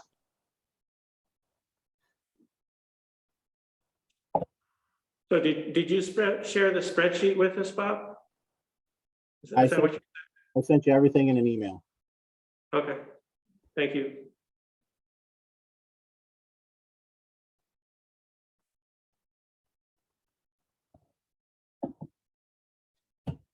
Great, no questions for Bob? Come on, somebody's got to have one. I'll just ask one or make an observation that it looked like the numbers you used for that, you didn't, like the spreadsheet you did last year had used the escalator function to, it looked like you just used the straight numbers all the way through this without any kind of an inflation escalator. Is that true? Yeah, some things we're able to do that. You can use that escalation calculator, but you won't even come close to the right number on a 10-wheeler at this point. Prices are kind of going up drastically. So as I said, this isn't a set in stone number. It's just giving you the trend. The trend we're at, the trend where we've been. and the trend of where we're going. Mhm. My other question is, did you do any of these same sort of, did you do that spreadsheet where you spaced out the, so the big ticket item, the snowplow trucks? You spaced out the initial purchase further, how that looks?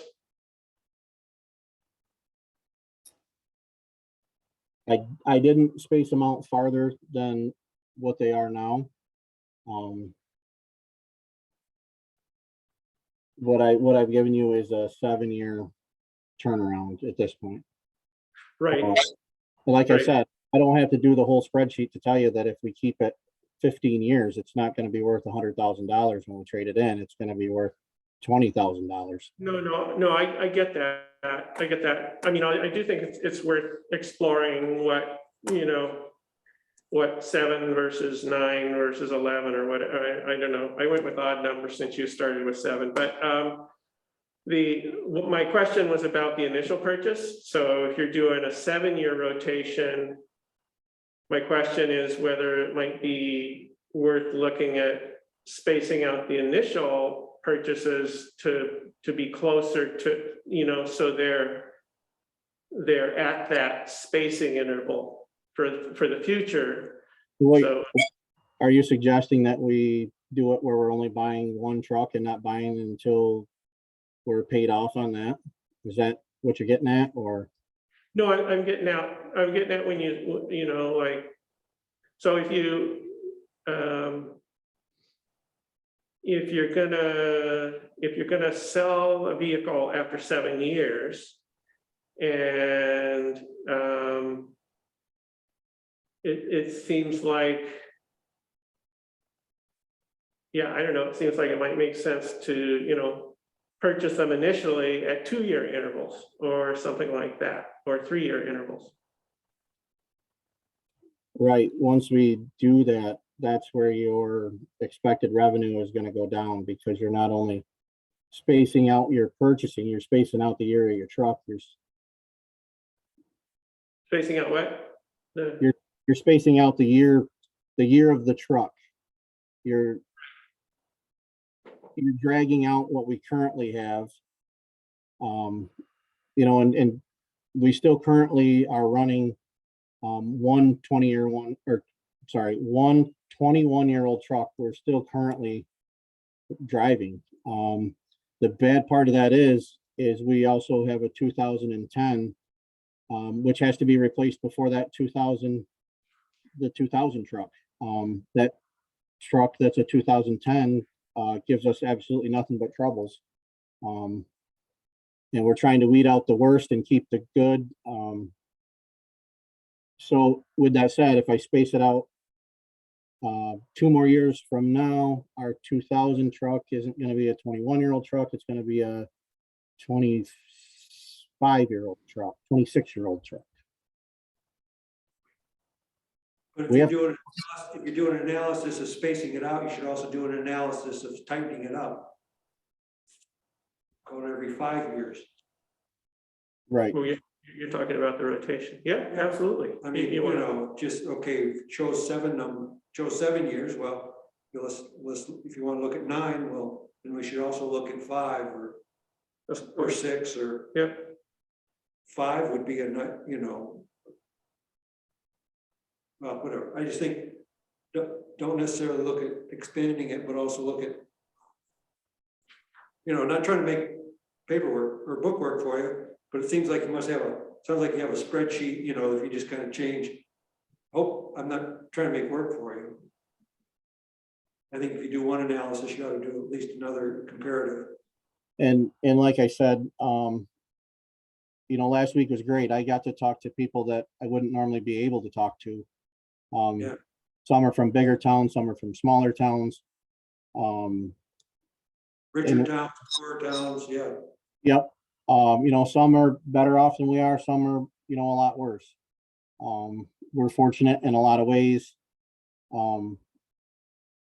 But the one, general consensus, and I'll go back to some paperwork you presented, Mark. when you were comparing highway superintendent salaries, in the column on the far right, you had labeled 35-year capital plan. And out of all those people you had on that sheet, you had a yes to one. And that was the town of Ithaca, I believe. And there was also a comment wrote in there that says they do have one, but it's pretty touchy and depends on what you're actually replacing. Which brings me to the point of trying to look that far down the road. There's so many things that can change in 1 year, and changing anything in 1 year completely changes that spreadsheet. Just because we say we're going to replace, this truck, our loader could be dead in the water, or I'm not sorry, not loader, our grader could be dead in the water tomorrow. And that may leapfrog a truck. So those numbers all have to be reworked again and refigured out. So they told me, all the guys I talked to, not to worry so much about 35 years, but look a little shorter in the future, and try to get back, closer to your realistic 5-year, have a 5-year plan, not a 35-year plan. And go from there. But yeah, I mean, we can move numbers around, one way or the other. But my big point of everything I presented is, no matter how you slice it up, it's still the same number in the end. The only difference is by installments and rotating, we get the equipment we need today, not 5 years down the road. Because in 5 years down the road, what we needed 5 years prior may not be the same.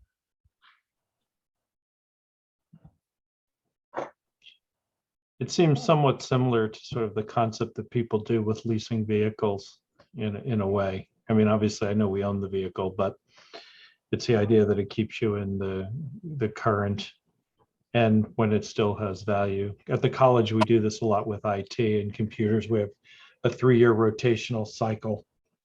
And so every 3 years, somebody gets a fairly modern and secure machine, and it generally works out pretty well. I'm not saying the model is absolutely the right one for the town, but it's certainly worth serious consideration.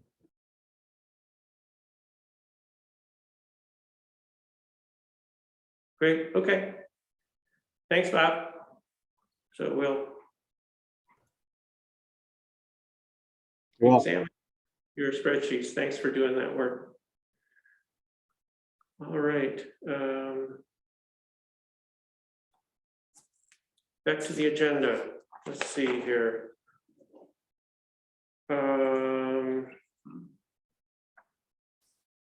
Great, we're moving along. So anybody have any feedback for the minutes of September 15th?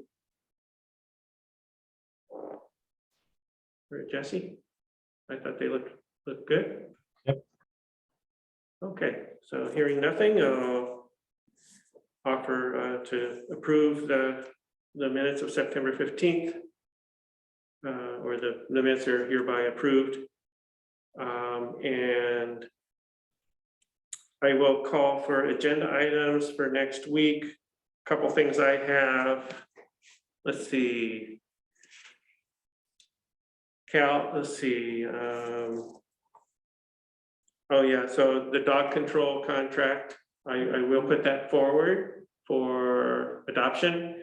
It's a 3-year contract at the same rate we have now. I have a wonky amendment document for our HRA account, basically providing a timeout for any kind of time sensitive requirements under the HRA account that excludes the COVID shutdown period. So I'll put that forward. That I have to sign it and return it. And did you say you were going to have something on the community service award next week, Cal? No, we're gonna meet sometime in October and then we'll have Okay. something for, Okay, not we'd like next to be week. able to make the award Okay, in November. okay. So I think we should have another budget discussion, and I will invite the court to see if they want to come talk to us about their budget. And I have one thing, Mark. I don't know if you want to do it tonight or if you want to put it to next week. I wasn't able to be at last month's meeting. And there was a discussion as far as the bioretention and my stance on that. I don't know if we have to push it off to next week. We could kind of clarify my stance on it tonight if you guys want, or that'd be fine. I think that'd be fine if you, I don't know. It's not too late, is it? If Bob wanted to mention his thoughts, but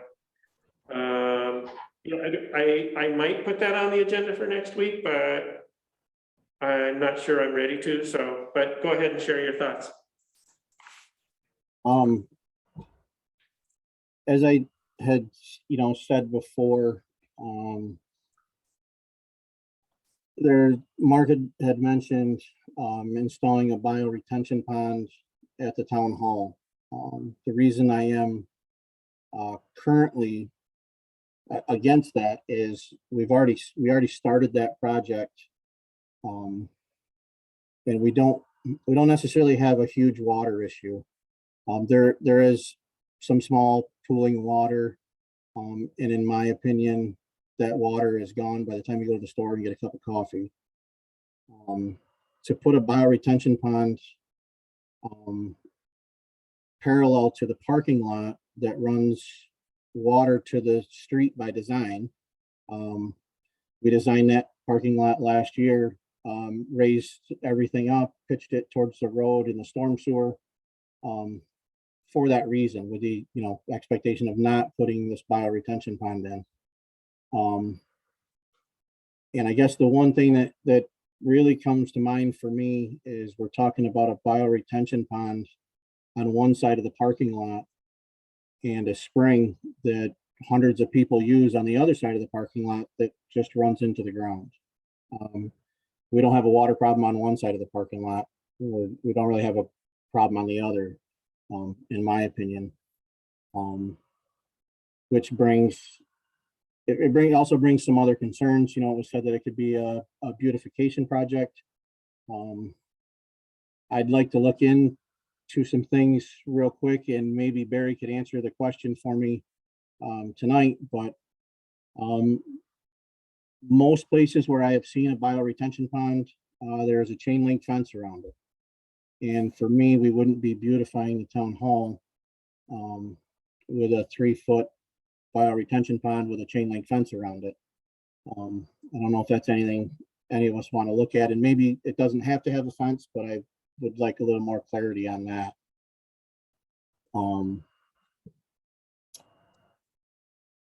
And as far as highway guys doing it, I want to help out in any way we can. But for me to take my whole staff and put them on a project at the town hall that isn't really serving a purpose other than a beautification project, it's not solving any water problems. We have water problems, at other locations in the town, and some of them do get a little touchy because there's some private land, involved.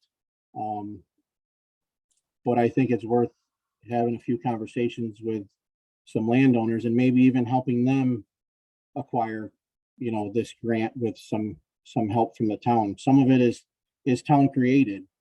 On Weber Road, off White Church Road, we have a culvert pipe that dumps all the water and runoff from the side of Bald Hill, runs down through everybody's yard. It hits the road, goes down the ditch. But the lucky guy at the end of that ditch has a road crossing pipe, and it dumps all of that water into his lawn. And we're talking a pretty significant amount of water. So for me, I think there's it could be money better spent in a different location. Not that I'm not willing, to help. I think we've showed that as far as the highway guys in the past, with the parking lot and the sidewalk and all of that. So I want to make it clear that it's not that I'm not willing to help. I guess I have a few more things I need answered, for myself. Okay, thanks, Bob. I just want to clarify your point about other water issues. This is a grant for this particular project from Soil and Water that was designed for the town hall for those particular purposes. So so as I said, I'm still evaluating this and so I hope to have more information. Concerns have been raised about, the water, the flow from the parking lot or maintenance requirements. The chain link fence you brought up, I was thinking of making it a dog park. No, not really. So, but it could be that, so I do want to address concerns about maintenance and aesthetics. Those are the things that have been raised that I want to address. But this, as I mentioned last time, it's supposed. I agree with you that there's not a huge drainage or water issue here, but this is supposed to be a way for us to responsibly to treat our water before it gets into the creek. So, and I think it could be a pretty simple thing, but that said, I appreciate, so I just, just to clarify, I am trying to get more information because concerns have been raised. And so I want to know what we're dealing with and what the product would be. And if it doesn't make sense here, it doesn't make sense. So with that said, you said this was this was designed for this site. This hasn't been redesigned since we've done the parking lot. We're going off a design that's 2 years old. And it's previous, or prior to adding 4 inches of pitch to the street. So what the design said 2 years ago or in the late last year isn't going to be the same now. Well, the commonality is, it's intended to, to properly treat runoff from the parking lot. So, I don't know.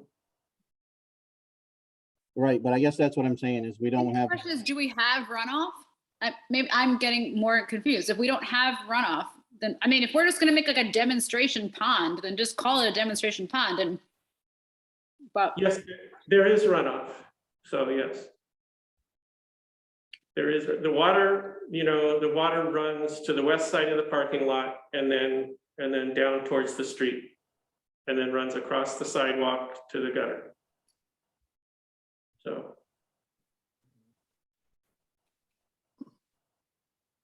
the goal is to keep the water out of the street. The goal is for it to infiltrate into the landscape rather than going into the gutter and the catch basin and into 6 Mile Creek. So the goal is for it to, to filter into here in this spot.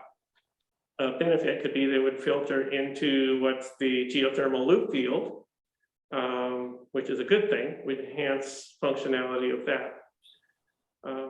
So I did a very simple flow test because Bob did bring up the concern that the water simply doesn't flow there anymore. And so, I went out on a weekend, it was sunny, and and this was at the recommendation of Dondi at TG Miller. He said, just do this simple test. And so I did, and you can see the water. It starts toward the road and then it bends and goes straight to the gravel at the west side of the parking lot. So I mean, I think the flow does go there. So it's, and the idea is a way to treat stormwater runoff from impervious surfaces that are created at building sites or, by your parking lot. So that said, I know that I do have concerns, and so I'm trying to get more information. I did talk to Dan Klein, who has a lot of experience in this area. And he referred me to some sites that I want to go check out. And so anyway, if somebody wants to join me, that'd be great. But where are those sites? one's supposed to be the Cornell Botanical Garden. Yeah. And then there's some in, I think on Seneca Street or something downtown, but Just if they're so inclined to just, anywho, I'd like to go just see one for, Yeah, it's hard me to. too. I agree. I want to see something that illustrates something that I could be happy with. So. Nice. Did I hear? Yes? Sorry, I didn't mean to interrupt you, Mark. I thought you were done. Nope, I'm done. I guess my concern is yes, water flows down the driveway to the sidewalk. But if you actually think about it, the state owns a 50-foot right of way on Route 79, which means you can't put this bioretention pond down towards the pole. So we can't change the parking lot to flow water uphill, so to say, when we have it currently flowing water to the street. So that limits where we can actually put this bioretention pond to catch the water down by the sidewalk that you're talking about. And I hate to put somebody on the spot at the moment, but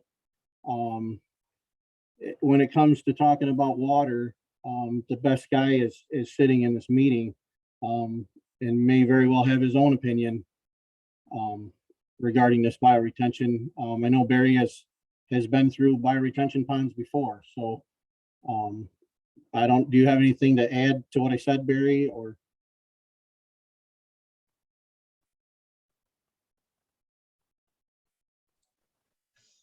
Well, I guess, one, I'm not prepared to comment too much on it tonight. Second of all, I'm not a board member. And so if you start letting me comment on this stuff, then that allows other people from the gallery to comment on it. So I think that my discussion needs to take place in a different venue rather than me start talking about the different aspects of this bioretention pond.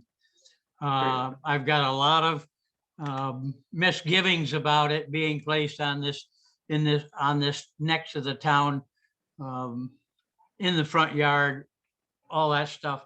There are maintenance problems. There's all sorts of, the water doesn't flow that way, that where the pond is going to be located now.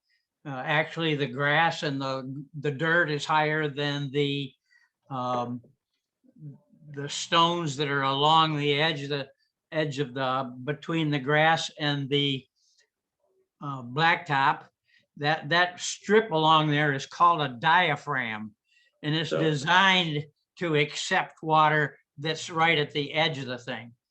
And then wherever that diaphragm will put it into the ground, you don't need a retention pond to do what this little strip of number 2 stones, a foot wide and a foot deep, does. Okay. Third of all, since the blacktop has been redesigned or regraded as of when it was put in, it doesn't lend any of the water to the grassy area. I know about retention ponds that were put in up at the Tompkins County Soil and Water Site up on Hanshaw Road. They spent some money, not nearly $8,000, but about less than that, like 3 to 5. And they were nothing more than something that attracted deer to come and eat the bushes. So, and so all of their money was wasted. They put a retention pond over in the town of Lansing, at the town of Lansing municipal buildings. They had all sorts of things. We're going to use this for a teaching aid. Nobody ever used it for that. That just absolutely doesn't get used for those kinds of things. The Ithaca City School District does not bus kids to field trips anymore. The Caroline kids and some other kids have their own stuff down behind the school building for teaching things. So you don't need a retention pond on the front of the town hall for a teaching thing. Okay, so Barry? I guess let me put together some more things that are both pro and con for this thing. I'm not just totally against it, but it needs some more thought and some more things. It's not just a feel-good project. So I appreciate that, Barry, and I appreciate your deference to the board. And I actually, I intentionally did not want to put this forward tonight because I have my own concerns. And like you, I wanted to, get more information together to help the board, have a good idea of what we're talking about. And, so that, so I agree with you. That'd be awesome if you are able to pull your kind of information together. We can all do the same. And I'd be happy to meet with you, Bob, to look more at the site and what our constraints are. And maybe, so. I was down there 2 times this last week when we did have some significant rain. Yeah. And that parking lot doesn't contribute anything to that grassy area. And you're not going to change the parking lot elevation. Right. You're saying it doesn't do what? The blacktop doesn't contribute, the parking area doesn't contribute significant amount of water of any toward that grassy, toward the lawn in front of the new municipal building. Okay. Well, that's that may be true. That wasn't what I observed. But anyway, let's look it over some more. Exactly. Thank you. Sounds good. Has anybody heard how the county voted on the Fujitsu study? Great. All right, folks, it's getting late, and I apologize for the rocky start with the technical difficulties. So thanks for the feedback on the bioretention.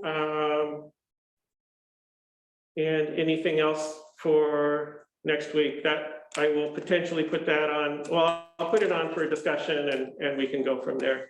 So we'll have the next budget workshop. I will invite the court, and hopefully we can make progress on the budget.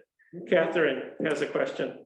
No, just agenda item for the Middaugh Road situation, since we've had several concerned people asking about that. Yeah, so what I was gonna do next week is invite Corey to join us, because we've actually never met him as a board. So just for that, I think that would be really, really good. But I think just so everybody knows, so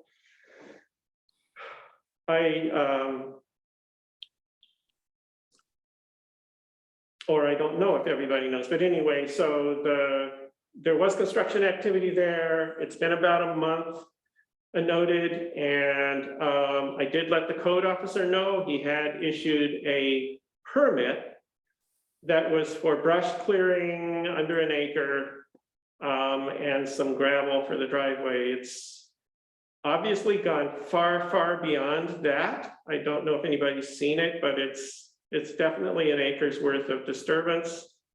And I have let Corey know that that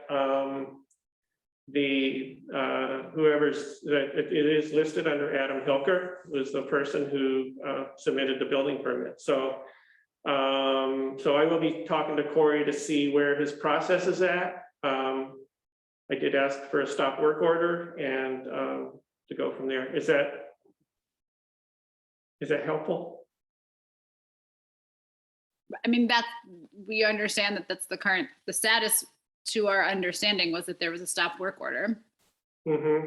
right? But the concern that's been brought by residents as recently as today, and also Yes. listed on the neighborhood listserv, which was the concern that was brought to me, is that it doesn't appear that a stop work, that work has not stopped. So I don't know if is not a stop work order or.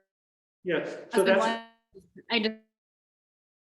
exactly. So that's my concern too. And I think oh, sorry, I think you froze, Catherine.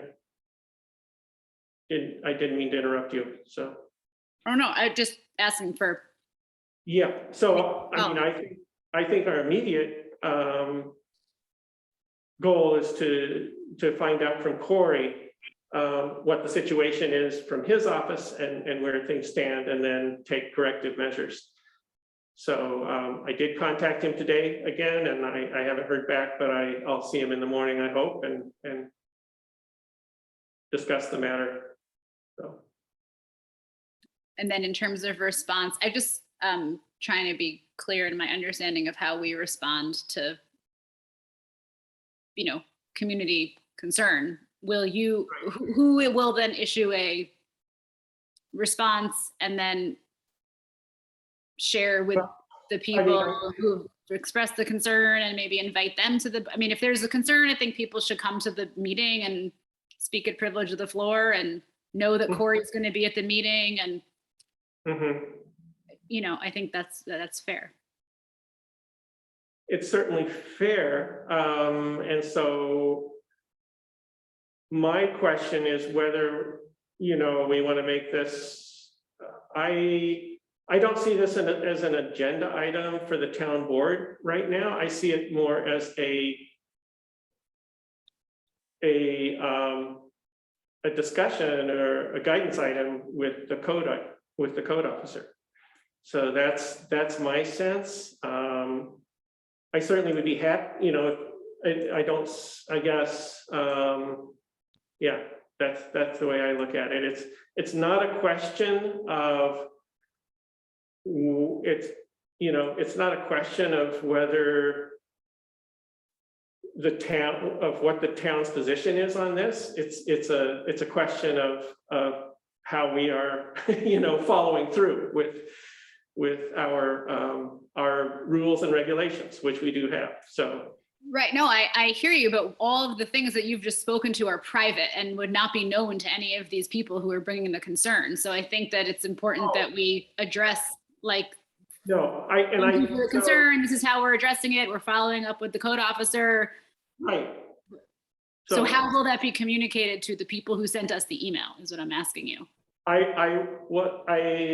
As last time, I would reply all to her email to let her know, give her an update on it. Okay, great. That's all I'm at.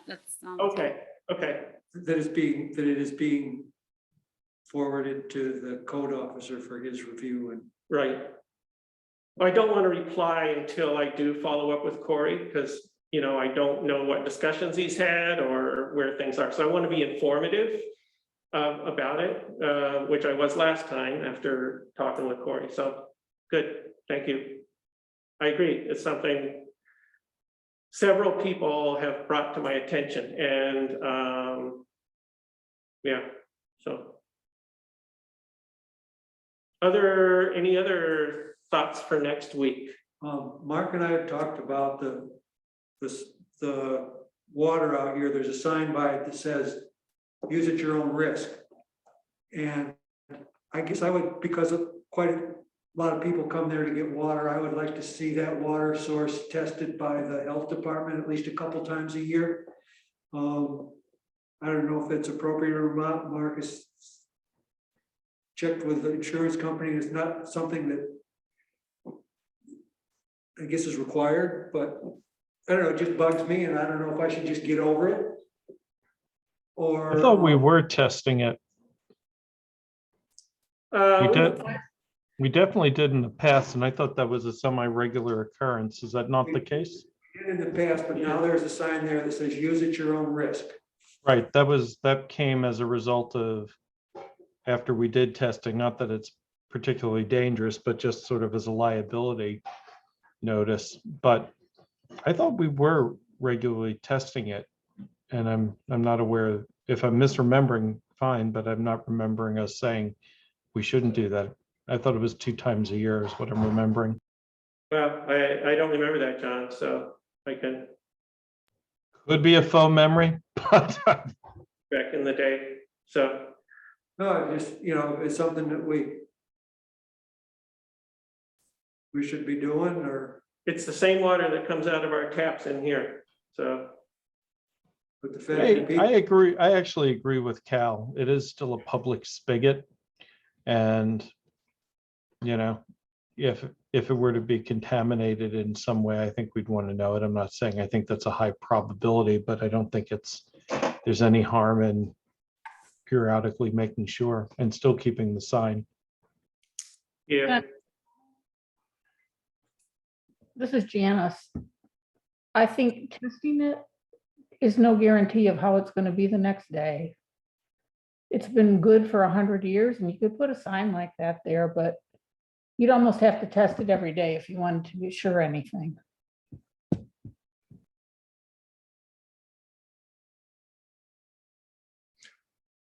I'm not opposed, I mean, just like you would for your own home, I'm not opposed to like an annual or biannual, Yeah, twice annual check would, I'll look into it a little more and give a little more report next week, okay. like, Hey, Cal. If it makes it easier for you and everybody's on board with it, I actually am kind of in the same boat down there. I haven't had that water tested honestly in the 1.5 years I've been there. So, if it makes it easier, it's something that I can take care of and do them both at the same time. If that makes it easier for everybody.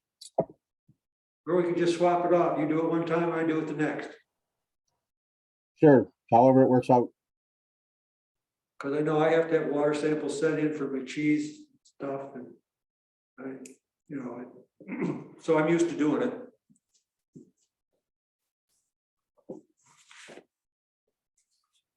Great, I have to have water tested every other month. okay, so, great, so you're gonna look into that? Okay, thanks, Bill. And what it'll cost and Anything else? and I have a certified license for stickling water. Great.